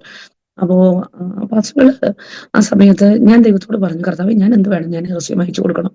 ദൈവാത്മാവ് എന്നോട് പറഞ്ഞു, ഒരു ബർസില്ലായിയാണ് ഷിബു പാസ്റ്റർ, ഒരു ബർസില്ലയ്യ. അപ്പൊ തന്നെ രണ്ടാമതൊരു ശബ്ദം ഞാൻ കേൾക്കുകയാണ്, ഞാൻ ആരെ അയക്കേണ്ടു, ആരെ എനിക്ക് വേണ്ടി പോകും? ബർസില്ലായി എന്ന വാക്കിലും ഞാൻ പെട്ടെന്ന് റെസ്യൂം അയച്ചില്ല എന്ന് പറഞ്ഞാൽ മറ്റൊരാൾ കൊണ്ടുപോയി എനിക്ക് പോകേണ്ട എന്നൊരു താല്പര്യത്തിൽ ഞാൻ വേണ്ട എന്ന് വിചാരിച്ചു. പക്ഷെ രണ്ടാമത് എന്നോട് കർത്താവ് പറഞ്ഞു, ഞാൻ ആരെ അയക്കേണ്ടു, ആരെ എനിക്ക് വേണ്ടി പോകും? അപ്പൊ ഈ റെസ്യൂം അയച്ചു കൊടുക്കുന്നു. ഞാൻ ദൈവത്തോട് പറഞ്ഞു, കർത്താവേ, എന്നോട് ദൈവാത്മാവ് പറഞ്ഞത് അങ്ങ് കൊണ്ടുപോകുന്ന, അങ്ങനെയാണെങ്കിൽ ഞാൻ വ്യക്തിയിൽ നിന്ന് അത് ആഗ്രഹിക്കുന്നില്ല. എന്നിരുന്നാലും ദൈവാത്മാവ് പറഞ്ഞ പോലെ ഞാൻ ഈ റെസ്യൂം അയച്ചു കൊടുക്കുന്നു. അപ്പോ ഞാൻ പറയാനായിട്ട് കാര്യം, അന്നൊരു ദൈവദാസനിൽ കൂടെ പറഞ്ഞ ദൂത് പാസ്റ്ററുകൾ ഈ റെസ്യൂമിൽ കൂടെയാണ് കാണുന്നത്. അതുവരെ ഞങ്ങൾ പഠിച്ചത് എന്താണോ ഇതൊന്നും പാസ്റ്ററുകൾ അറിയത്തില്ല. അപ്പൊ പാസ്റ്ററുകളിൽ ഉറപ്പായി ദൈവമായിട്ട് കണക്ട് ചെയ്തതാ. അങ്ങനെ തുടർന്ന് ഞങ്ങൾ ഈ വിഷയം പ്രാർത്ഥിച്ചുകൊണ്ടിരിക്കുന്നു. ഒരു വർഷം കഴിഞ്ഞു, ഞങ്ങൾക്ക് പ്രതീക്ഷയൊക്കെ നഷ്ടപ്പെട്ടു. രണ്ടാമത്തെ വർഷം കർത്താവ് വേലയിലേക്ക് ഇറക്കി. മൂന്നാമത്തെ വർഷമായപ്പോ ഇവിടെ നമ്മുടെ മീറ്റിംഗ് തുടങ്ങി, ആക്റ്റീവായി. നാലാമത്തെ വർഷമായപ്പോൾ കാനഡയിൽ ഒരു സംഭവയെ നമ്മുടെ മനസ്സിൽ നിന്ന് വിട്ടുകളഞ്ഞു. കടന്നു വരുന്ന ദൈവദാസന്മാർ മുഴുവൻ ഒരുപോലെ പറയുന്നു കാനഡയിലേക്ക് അയക്കും. പക്ഷെ എന്നിട്ടും അതിനുള്ള വഴികളില്ല. പ്രായം കഴിഞ്ഞു, അക്കാഡമിക് എടുക്കാൻ പറ്റത്തില്ല, ജനറലിന്റെ സമയം കഴിഞ്ഞു, ഇനി നടക്കത്തില്ല. അങ്ങനെ നിൽക്കുമ്പോ ഇനി അവിടെ ഒരു ടേൺ വരിക. നാലാമത്തെ വർഷമായപ്പോൾ ഞങ്ങളുടെ മുഴുവൻ ചിന്തകളും മാറിയിരിക്കുന്ന സമയത്ത് എൻ്റെ ഹസ്ബൻഡിനോട് ദൈവത്തിന്റെ ആത്മാവ് പറഞ്ഞു, സാന്റാ മോണിക്കയിലേക്ക് കടന്നു പോകണം, അവിടെ ചെന്ന് അവരെ കാണണമെന്ന് പറഞ്ഞു. എനിക്ക് തോന്നുന്നു 1 മാസം 2 മാസം മുമ്പ് ദൈവത്തിന്റെ ആത്മാവ് എന്നെ കാണിക്കുക, അച്ഛൻ നിയമസംബന്ധമായി പഠിക്കുമ്പോൾ നമുക്ക് നമ്മളോടുള്ള ബന്ധത്തിൽ ആലോചിച്ച നമുക്ക് തോന്നുമല്ലോ ഇത് വല്ല തോന്നലാണോ? അപ്പൊ ഞാനറിഞ്ഞേ ഫാർമസി കഴിഞ്ഞിട്ട് നിയമസംബന്ധം എന്ന് പറയുമ്പം എന്റെ ചിന്തയിൽ അഡ്വക്കേറ്റ് ആകുമോ, അങ്ങനെ ലോയറോ, അതിനൊന്നും എന്തായാലും അച്ഛൻ പോകത്തില്ല. അങ്ങനെയുള്ളതിനൊന്നും നമുക്ക് പ്ലാനും ഇല്ല. അപ്പം ഞാനിത് അതുപോലെ നിസ്സാരവൽക്കരിച്ച് ഞാൻ വിട്ടതിന് ശേഷം ഞങ്ങൾ സാന്റാ മോണിക്കയിൽ കടന്നുപോയി. അവരുടെ അടുത്ത് ഈ കാര്യങ്ങൾ സംസാരിച്ചു. അവർ പറഞ്ഞു, അപ്പൊ പാസ്റ്ററുകളെ, ആദ്യത്തെ ഞങ്ങളുടെ പോസ്റ്റ് ഗ്രാജുവേഷൻ കഴിഞ്ഞ അന്ന് 7 വർഷം ഇവിടെ ഞങ്ങൾ പോയി ഈ റെസ്യൂം കൊടുക്കുമ്പോൾ വേണ്ടി 14 വർഷമാകുന്നു. കൂട്ടത്തിൽ അച്ഛൻ ജോലി വിട്ട് നാട്ടിൽ വന്നിട്ട് 5 വർഷം ജോലി മടിയ അതും ഇതുമില്ല, ജോലിയില്ലാതെ ഗ്യാപ്പായി 5 വർഷം. ചുരുക്കം പറഞ്ഞാൽ പോകാനുള്ള ഒരു സ്കോപ്പും നമ്മുടെ മുൻപിലില്ല. ഇനിയും നമ്മുടെ കയ്യിൽ ഫണ്ടുണ്ടോ എന്ന് ചോദിച്ചാൽ ഫണ്ടും ഇല്ല. പിന്നെ നമ്മൾ എന്ത് ചെയ്യും? എല്ലാം കൊണ്ട് മുഴുവൻ ഒരു ചോദ്യചിഹ്നമായിട്ട് നിൽക്കുക. അങ്ങനെ നിൽക്കുമ്പോഴാണ് അവിടെ ചെല്ലുന്നത്. ഇവര് പറയുന്നു, നമുക്കൊന്ന് ട്രൈ ചെയ്യാം, ഉറപ്പൊന്നും ഞാൻ പറയുന്നില്ല, ട്രൈ ചെയ്യാമെന്ന് പറഞ്ഞ് ഇവര് നോക്കുമ്പോൾ അച്ഛന് മുമ്പിൽ ഒറ്റ കോഴ്സാണ് ഓപ്പൺ ചെയ്തു വരുന്നത്. അത് റെഗുലേറ്ററി അഫയേഴ്സ് എന്ന് പറഞ്ഞൊരു കോഴ്സ്. പോകുമ്പോൾ മെഡിക്കൽ ലോ സംബന്ധമായി പഠിക്കേണ്ടതായ എന്തോ വിഷയം, ലോയ. ഇത് ഓപ്പണായി. ഇനി അവിടെ ഒറ്റ കോളേജ് മാത്രമേ ഓപ്പൺ ആയിട്ടുള്ളൂ. ആ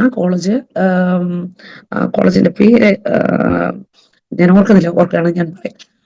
അപ്പൊ അവിടെ ജോലിയായി, അവിടെ കഴിഞ്ഞപ്പോ അവരെ കിട്ടുമോ എന്നുള്ളത് നോക്കാമെന്ന് പറഞ്ഞ് ഞങ്ങൾ എന്തായാലും വീട്ടിലേക്ക് കടന്നു വന്നു. അന്ന് ഒരു ദേവദാസൻ എന്നെ വിളിക്കുകയും ഞാൻ ആ ദേവദാസന്റെ അടുത്ത് പ്രാർത്ഥിച്ചുകൊണ്ടിരുന്നപ്പോൾ റെജി മങ്ങാനം എന്ന് പറയുന്ന ഒരു ദേവദാസനെ വിളിച്ചപ്പോൾ എന്നോട് ഇങ്ങനെ ചോദിച്ചു, സിസ്റ്റർ നിങ്ങൾ എങ്ങോട്ടെങ്കിലും പോകാനായിട്ട് അപ്ലൈ ചെയ്തിട്ടുണ്ടോ? അപ്പൊ ഞാൻ പറഞ്ഞ പോലെ എൻ്റെ ഉള്ളിൽ പോലും കാനഡ ഇല്ലാഞ്ഞത് കൊണ്ട് ഞാൻ പറഞ്ഞു, ഇല്ല കർത്താവിന്റെ ദാസനെ, ഞങ്ങൾക്ക് അങ്ങനെ ഒരു പ്ലാൻ ഇല്ല. പക്ഷെ ദൈവത്തിന്റെ ആത്മാവ് പറയുന്നു, ഇന്ന് നിങ്ങൾക്ക് വേണ്ടി ദൈവം ഒരു വഴി തുറക്കും. എനിക്ക് ഉള്ളിൽ ശരിക്കും പറഞ്ഞാൽ ചിരി വന്നു. കാരണം ഇന്ന് നീ എന്നാ തുറക്കാനാ? 4 വർഷം 5 വർഷമായിട്ട് നമ്മളിവിടെ നിന്നിട്ട് 4 വർഷം അങ്ങനെയൊന്നും നമ്മൾ കേട്ടിട്ടില്ല. ഇനിയിപ്പോ എന്താ? അപ്പൊ എന്തായാലും ഞാൻ ഈ ദൂതും കേട്ട് ഞാൻ അകത്ത് റൂമിൽ വന്ന ചാച്ചാ റെജിമ പാസ്റ്റർ ഇങ്ങനെ ഒരു ദൂത് പറഞ്ഞു, ഇന്ന് നമുക്ക് വേണ്ടി ദൈവം ഒരു വഴി തുറക്കും. ഞാൻ അച്ചാച്ചനോട് പറയുമ്പോ അച്ചാച്ചൻ പറയാ, അതെ എനിക്ക് ആ കോളേജിൽ അഡ്മിഷൻ കിട്ടി, വിസ ഓഫീസറിന്റെ അടുക്കലേക്ക് എൻ്റെ ഇത് പോവുകയാണ്, പേപ്പേഴ്സ് നീങ്ങുക. അപ്പം അങ്ങനെയാണെന്നുണ്ടെങ്കിൽ നമുക്ക് അവിടെ നോക്കണം, കൊടുക്കണം. ഇനി അതിൻ്റെ അകത്ത് എന്താണോ അടുത്ത സ്റ്റെപ്പ് എന്ന് വെച്ച് നമ്മൾ നിൽക്കുന്നു, പ്രാർത്ഥിക്കാം എന്ന് പറയുകയും കുറച്ച് ദിവസത്തിന് ശേഷം ഇവർ വിളിച്ചിട്ട് പറയുന്നു അപ്രൂവ് ആയി. അപ്പൊ അപ്രൂവ് ആയി എന്ന് പറയുമ്പോൾ ശരിക്കും പറഞ്ഞാൽ ഞങ്ങൾക്ക് അത്ഭുതമാണ്, ഇതെങ്ങനെ നടന്നു. അപ്പോൾ ഇതെല്ലാം നടന്നതിന് ശേഷം നമുക്ക് ഫണ്ട് ആവശ്യമുണ്ടല്ലോ, ഫണ്ട് ആവശ്യമുണ്ട്. നമുക്ക് ഫണ്ടിന് എന്ത് ചെയ്യും? അപ്പൊ നിശ്ചയമായിട്ടും റെജിമ അങ്ങനെ പാസ്റ്ററിനെ വിളിച്ചിട്ട് ഞങ്ങൾ പറഞ്ഞു, ഞങ്ങൾ എന്തായാലും വീട്ടിൽ പോയി ഞങ്ങൾ ഇങ്ങനെ ഒരു കാര്യം പറയുകയില്ല, അല്ലെങ്കിൽ ആരോടും ഞങ്ങൾ മേടിക്കണ്ട, ഇനിയും കടം മേടിക്കണോ, ലോൺ എടുക്കണോ, എന്ത് വേണം. കർത്താവിന്റെ ദാസൻ ഇങ്ങനെ പറഞ്ഞു, ലോൺ എടുക്കേണ്ട കാര്യമില്ല, വീട്ടിൽ നിങ്ങൾക്ക് വേണ്ടി ദൈവം ഇത്രയും ചെയ്ത ഒരു കാര്യം പറയണം എന്ന് പറയുകയും അച്ചാച്ചൻ ഈ കാര്യം വീട്ടിലേക്ക് പറയുക. ഇവിടെയാണ് ദൈവമക്കളോട് ഞാനൊരു കാര്യം പറയാനായിട്ട് താല്പര്യപ്പെടുന്നത്. ദൈവത്തിന് വേണ്ടി ഒരു സ്റ്റെപ്പ് നമ്മൾ എടുത്താൽ ആയിട്ട് മാറയിൽ എത്തുന്നതിന് മുന്നമേ മാറയിലെ വെള്ളം കയ്പാണ് എന്നുള്ള കാര്യം ദൈവത്തിന് അറിയാം. അതിന് മുന്നമേ അവിടെ ഒരു വൃക്ഷം ഒരുക്കി വെച്ചിരിക്കുക. ശരിക്കും പറഞ്ഞാൽ ഞങ്ങളുടെ വിവാഹത്തിന് മുന്നമേ 10 വർഷം മുമ്പ് പപ്പയും മമ്മിയും ഒരു ചിട്ടി പിടിച്ചിരുന്നു. ഈ ചിട്ടി പിടിച്ച പൈസ ഞങ്ങൾക്ക് പൈസ കൊടുക്കേണ്ട അതേ ദിവസമാണ് ഇത് മെച്ചുവേർഡായി ഇവർക്ക് ഈ പൈസ കൊണ്ട് എന്ത് ചെയ്യണം, എവിടെ ആക്കണം എന്നറിയാതെ ഇവര് നിൽക്കുമ്പോഴാണ് അച്ചാച്ചൻ ഈ വിഷയം ചെന്ന് പറയുന്നത്. അപ്പൊ ഞങ്ങളുടെ പൈസയുടെ കാര്യം ക്ലിയർ ആയി. ഇനി ഞങ്ങൾക്ക് ദൈവത്തിന്റെ ദാസനെ വിളിച്ച് ശുഭാസനെ വിളിച്ചിട്ട് പറയണം, പാസ്റ്റർ ഇതുപോലെ ഞങ്ങൾക്ക് ഇങ്ങനെ കോളേജില് അഡ്മിഷനായി എന്ന് പറയാൻ വേണ്ടി ഞാൻ അങ്ങോട്ട് വിളിച്ചിട്ട് ഞാൻ ആ പാസ്റ്ററിനോട് പറഞ്ഞു, പാസ്റ്ററെ അച്ചാച്ചൻ ഇങ്ങനെ കോളേജിൽ അഡ്മിഷൻ ആയിട്ടുണ്ട്, കോൺസ്റ്റോക കോളേജിൽ അഡ്മിഷൻ ആയിട്ടുണ്ട്. എന്നോട് ഞാൻ പറഞ്ഞു, പാസ്റ്ററിലെ ഇങ്ങനെ അച്ചാച്ചൻ അവിടെ വരും, എവിടേക്കാ വരുന്നത്? കിച്ചണറിലാന്ന് പറഞ്ഞു. കിച്ചണറിലെ കോൺസ്റ്റോക കോളേജാണെന്ന് പറഞ്ഞു. അതേ പാസ്റ്ററിലെ കോൺസ്റ്റോക കോളേജ്. എന്നാ പ്ലസ് ഈ വിഷമിക്കണ്ട, എൻ്റെ വീട്ടിൽ നിന്ന് 8 മിനിറ്റത്തെ ദൂരം മാത്രമേ ഉള്ളൂ. ഞാൻ പറഞ്ഞത് 3-4 വർഷം മുന്നമേ രാത്രിയുടെ യാമങ്ങളിൽ ഇരുന്ന് കരഞ്ഞപ്പോൾ കർത്താവിന്റെ ദാസനുമായിട്ട് ദൈവത്തിന്റെ ആത്മാവ് കണക്ട് ചെയ്തു. പിന്നെ വേണ്ടിയിരുന്ന പൈസ അത് ദൈവത്തിന്റെ ആത്മാവ് അത് റെഡിയാക്കി തന്നു. അങ്ങനെ എല്ലാ കാര്യങ്ങളും കർത്താവിനാൽ നയിക്കപ്പെട്ട് അങ്ങനെയാണ് അജസൻ അവിടേക്ക് കടന്നു പോകാൻ കർത്താവിനെയാക്കി. അവിടെ ചെന്ന് കഴിഞ്ഞിട്ട് അജസന് വേണ്ടുന്ന സകല കാര്യങ്ങളും ഒരു പിതൃതുല്യം കർത്താവിന്റെ ദാസൻ അവിടെ നിന്ന് ചെയ്യുക. അപ്പൊ ഞങ്ങൾ ദൈവസന്നിധി ചോദിച്ചായിരുന്നു, കർത്താവേ അങ്ങ് പറഞ്ഞു ബർസില്ലായി എന്ന് പറഞ്ഞാൽ ഏത് വിധത്തിൽ നമുക്ക് ഈ ഒരു റൂട്ടിലല്ലേ വഴി തുറന്നു. പക്ഷെ അജസനോട് പലപ്പോഴായിട്ട് പറയുന്ന ഒരു കാര്യമുണ്ട്, സ്വന്തം പിതാവിനെ പോലെ കർത്താവിന്റെ ദാസൻ കാര്യങ്ങൾ മുഴുവൻ അദ്ദേഹത്തിന് വേണ്ടി ചെയ്തു കൊടുക്കുന്ന ഒരു രീതി അവിടെയുണ്ട്. അങ്ങനെയാണ് ശരിക്കും പറഞ്ഞാൽ ആ ദൂതിന്റെ നിവർത്തി അവിടേക്ക് എത്തുന്നത്. ഇപ്പോഴും എന്റെ പ്രാർത്ഥന, കർത്താവേ ദൈവം എന്നെ എത്ര കാലം ഈ നാട്ടിലാക്കിയിരിക്കുന്നു, എത്ര കാലം ആർക്ക് വേണ്ടിയൊക്കെ ദൈവത്തിന് ഉപയോഗിക്കാനുണ്ടോ അവരുടെ അടുക്കലേക്ക് കർത്താവിനെ അയക്കണം. അപ്പൊ ഇതിന്റെ അകത്ത് കർത്താവ് വില്ലേജ് ആണെങ്കിൽ എനിക്ക് വിഷയമില്ല, സ്ലം ആണെങ്കിൽ നമുക്ക് പ്രശ്നമില്ല. കർത്താവിനെ എവിടെയാണോ അയക്കേണ്ടത് അത് നാട്ടിൽ എന്നെ സംബന്ധിച്ച് മറ്റൊരാളുടെ ശുശ്രൂഷ എനിക്ക് വേണമെന്നല്ല, മറ്റൊരാളെ പോലെ ഞാൻ ആകണമെന്നല്ല. പക്ഷെ കർത്താവിന് എന്നെ കുറിച്ച്, കർത്താവിന്റെ സ്വപ്നം എന്താണോ, കർത്താവിന്റെ ഡ്രീം എന്താണോ അത് മാത്രം നിർവഹിച്ച് അത് പൂർത്തീകരിച്ചിട്ട് ഈ നാട്ടിലെ വേല തികച്ചിട്ട് മാത്രം അവിടെ പോകുവാനായിട്ട് കർത്താവ് ഇടയാക്കണം. അതല്ല എങ്കിൽ ഒരിടത്ത് ഒരു അവിശ്വസ്തയായി അല്ലെങ്കിൽ എനിക്കത് കംപ്ലീറ്റ് ചെയ്യാൻ പറ്റിയില്ല എന്നൊരു സങ്കടം എന്നിൽ കിടക്കരുത്. കർത്താവിന്റെ പദ്ധതി എങ്ങനെയോ അതിനുവേണ്ടി മാത്രം നമ്മൾ വെയിറ്റ് ചെയ്യുന്നു. പെട്ടെന്ന് ഓടണമെന്നല്ല, താമസിച്ചു പോകണമെന്നല്ല, കർത്താവിന്റെ പദ്ധതി അതിനുവേണ്ടി വെയിറ്റ് ചെയ്യും. സിസ്റ്റർ, നമ്മൾ ഈ ദൈവത്തിൻ്റെ ശബ്ദം കേട്ട് ദൈവത്തിൻ്റെ ആലോചന കേട്ട് നടക്കുക എന്ന് പറഞ്ഞാൽ ഭയങ്കര അത്ഭുതകരമായ ജീവിതമാണ്. ഭയങ്കര അത്ഭുതകരമാണ്. ഈ ദൈവമക്കൾക്ക് പലപ്പോഴും അവർക്കുള്ളൊരു കുഴപ്പം, ഞാൻ പറയുന്നത് ദൈവമക്കൾക്ക് പലപ്പോഴും ഉള്ളൊരു കുഴപ്പം, അവർ ഈ ദൈവശബ്ദം കേൾക്കാനൊന്നും വെയിറ്റ് ചെയ്യത്തില്ല. അവർ പ്ലാൻ ചെയ്ത് അങ്ങ് ജീവിക്കും. പിന്നെ അവരുടെ പ്ലാൻ ഈ ദൈവത്തെ കൊണ്ടുവരാനാണ് ശ്രമിക്കുന്നത്.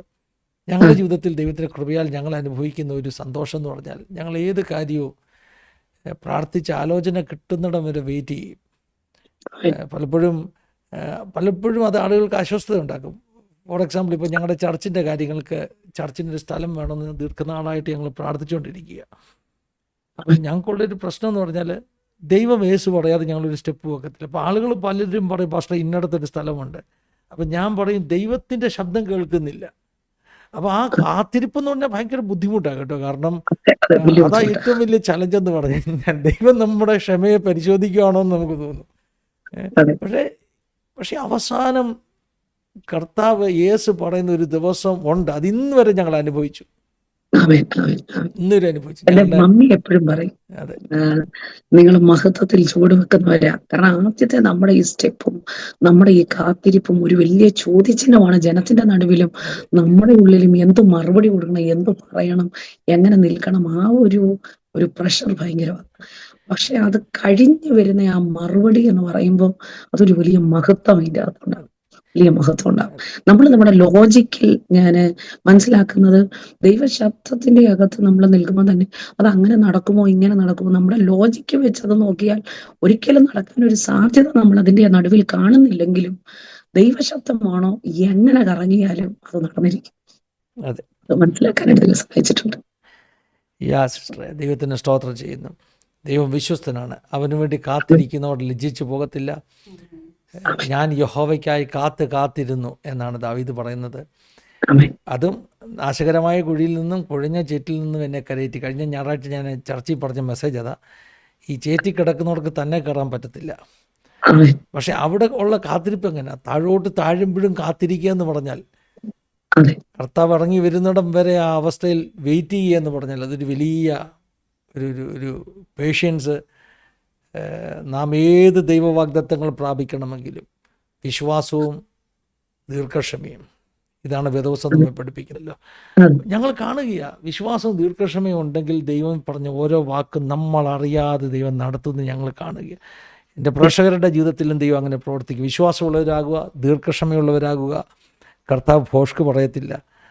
ഭോഷ്ക്ക് പറയാൻ അവൻ മനുഷ്യനല്ല. നിങ്ങളുടെ എല്ലാം ജീവിതത്തിൽ പ്രവർത്തിക്കും. സിസ്റ്റർ, ഇടയ്ക്ക് ഈ ഒരു ആത്മഹത്യാ ശ്രമങ്ങളെക്കുറിച്ചൊക്കെ പറഞ്ഞു.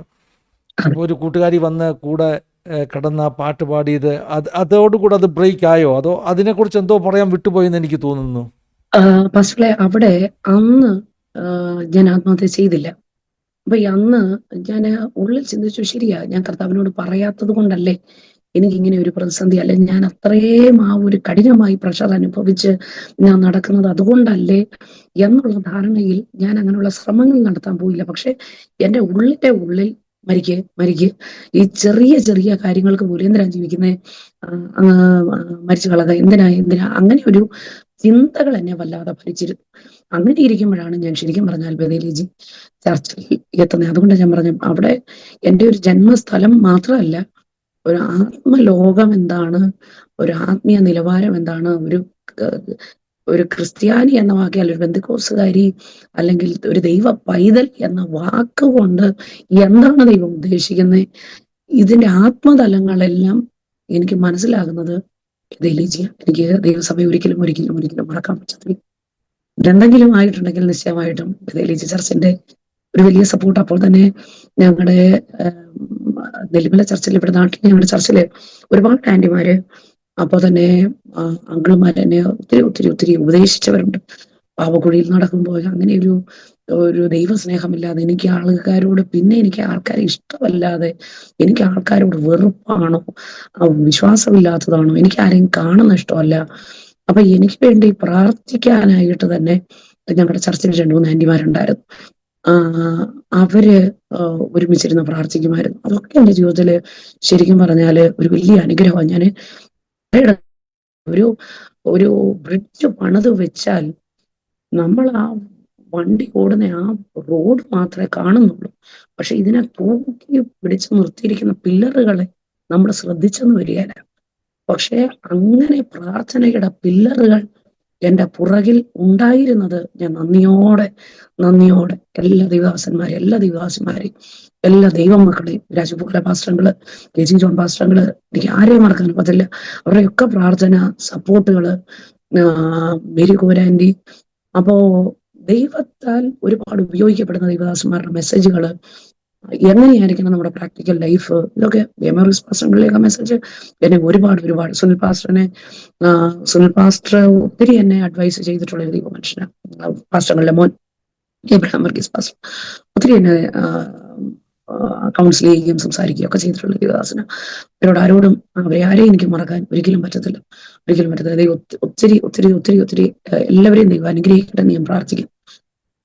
അവരുടെയൊക്കെ ഒരു സപ്പോർട്ടാണ് നിശ്ചയമായിട്ടും ഇവിടെ വരെ എത്തുവാൻ ഇടയായത്. ദൈവം അവരെ കണ്ടിരുന്നു, ദൈവം എന്നെ മുന്നമേ കണ്ടിരുന്നു. അതുകൊണ്ട് ഞാൻ ആദ്യം പറഞ്ഞ ഒരു പാത്രം തവിട് പൊടിയാകാവുന്നതിന്റെ മാക്സിമം എന്തുമാത്രം ആകാമോ അതുപോലെ തവിട് പൊടിയായതാണ്. പക്ഷെ അവിടുന്ന് ഒരു പുതിയ പാത്രമാക്കി ഉടയവൻ ഉണ്ടാക്കാമോ എന്ന് ചോദിച്ചാൽ നിശ്ചയം ഉണ്ടാക്കാം. തകരുവാൻ സമ്മതിച്ചില്ല. ദൈവിക പദ്ധതികളെ നിറവേറ്റി. ദൈവത്തിന്റെ ഒരു പ്രത്യേക ഫേവർ ചെറിയ പ്രായം മുതലേ കർത്താവ് കൂടെ ഉണ്ടായിരുന്നു. അനുഗ്രഹിക്കട്ടെ. നമ്മുടെ പ്രേക്ഷകർക്ക് വേണ്ടി വ്യൂവേഴ്സിന് വേണ്ടി നമുക്കൊന്ന് പ്രാർത്ഥിക്കാം. ബ്ലസിസ്റ്റർ തന്നെ നമ്മുടെ വ്യൂവേഴ്സിന് വേണ്ടി ചുരുക്കമായിട്ടൊന്ന് പ്രാർത്ഥിച്ചാൽ അവരുടെ ജീവിതത്തിൽ തകർച്ചയിലൂടെ പോകുന്നവർ കാണാം, രോഗസൗഖ്യം വേണ്ടവർ കാണാം. ചില വ്യക്തികളെ ഇന്ന് ഈ ശുശ്രൂഷയിലൂടെ കർത്താവ് സ്പർശിക്കാനിടയെത്തിയിട്ട് സിസ്റ്റർ തന്നെ ഒന്ന് പ്രാർത്ഥിച്ചാട്ടെ. സ്തോത്രം. നല്ല കർത്താവേ, നമ്മൾ ഒരുമിച്ച് അങ്ങയുടെ പാദപീഠത്തോട് അടുത്ത് വരികയാണ്.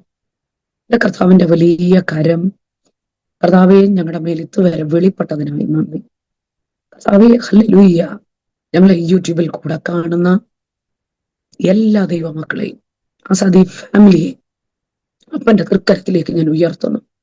പരിശുദ്ധാത്മാവേ, കഴിഞ്ഞ നാളുകളിൽ ഈ എളിയവളെ പണിതങ്ങ്, അടിയനെ ഓർത്തതങ്ങ്, തകർച്ചയുടെ വക്കിൽ നിന്ന് ഞാൻ ഒന്നുമല്ല എന്ന്, ഇനി എൻ്റെ ജീവിതത്തിന്റെ അകത്ത് ഇനിയും ഒരു ഉയർച്ചയില്ല എന്ന് ചിന്തിച്ച ഇടത്ത് താങ്ങിയ ഉടയവന്റെ കരത്തിലേക്ക്, കരുതിയ ഉടയവന്റെ കരത്തിലേക്ക്, എന്റെ കർത്താവെ മാനിച്ച ഉടയവന്റെ കരത്തിലേക്ക് ഈ പകൽ അങ്ങയുടെ ജനത്തെ അപ്പച്ച അടിയൻ വിട്ടു തന്ന് സ്തോത്രം ചെയ്യുക. എല്ലാ മുറിയപ്പെട്ട ഹൃദയങ്ങളും ഈ പകൽ എന്റെ കർത്താവെ അത് കെട്ടപ്പെടട്ടെ. എല്ലാ മുറിഞ്ഞ ഹൃദയങ്ങളും ഈ പകൽ അപ്പച്ചാടിയൻ പ്രാർത്ഥിക്കുന്നു. എണ്ണയും വീഞ്ഞും പകരുന്ന ദൈവം, ഹോളി സ്പിരിറ്റ്, നല്ല ശമരിയാക്കാരൻ, ഈ കർത്താവെ പകൽ ജനത്തെ ഒന്ന് തൊടുവാൻ ആത്മാവിൽ ഞാൻ പ്രാർത്ഥിക്കുക. കർത്താവരെ വെച്ച് കെട്ടണമേ, ഒന്ന് പൊറുപ്പിക്കണേ രാജ. ഈ പകൽ ദൈവിക ഇടപെടൽ ജനത്തിന്റെ മേൽ വെളിപ്പെടട്ടെ. കർത്താവെ, സ്വസ്ഥതയില്ലാത്തവർ ഈ പകൽ യേശുവിന്റെ നാമത്തിൽ അവർ സ്വസ്ഥമാകട്ടെ. ആത്മഹത്യാ ചിന്തകൾ, അതിന്റെ പ്രവണതകൾ യേശുവിന്റെ നാമത്തിൽ ഈ പകൽ അഴിയട്ടെ. യേശുവിന്റെ നാമത്തിൽ ജനം സ്വാതന്ത്ര്യം അനുഭവിക്കട്ടെ. ശത്രു എന്തുമാത്രം ഞങ്ങളെ തകർക്കുവാൻ നോക്കുന്നു, അതിനപ്പുറമായി കർത്താവിന്റെ നാമത്തിന് വേണ്ടി നിൽക്കാൻ ജനത്തെ ഈ പകൽ ശക്തീകരിക്കണേ കർത്താവേ. ഈ പകൽ ഞങ്ങൾ പ്രാർത്ഥിക്കുന്നു. ഈ പകൽ രോഗികൾ സൗഖ്യമാകട്ടെ. ഈ പകൽ കിടക്കകളിൽ നിന്ന് ആളുകൾ എഴുന്നേൽക്കട്ടെ. വെല്ലുവിളികൾ യേശുവിന്റെ നാമത്തിൽ അഴിയട്ടെ.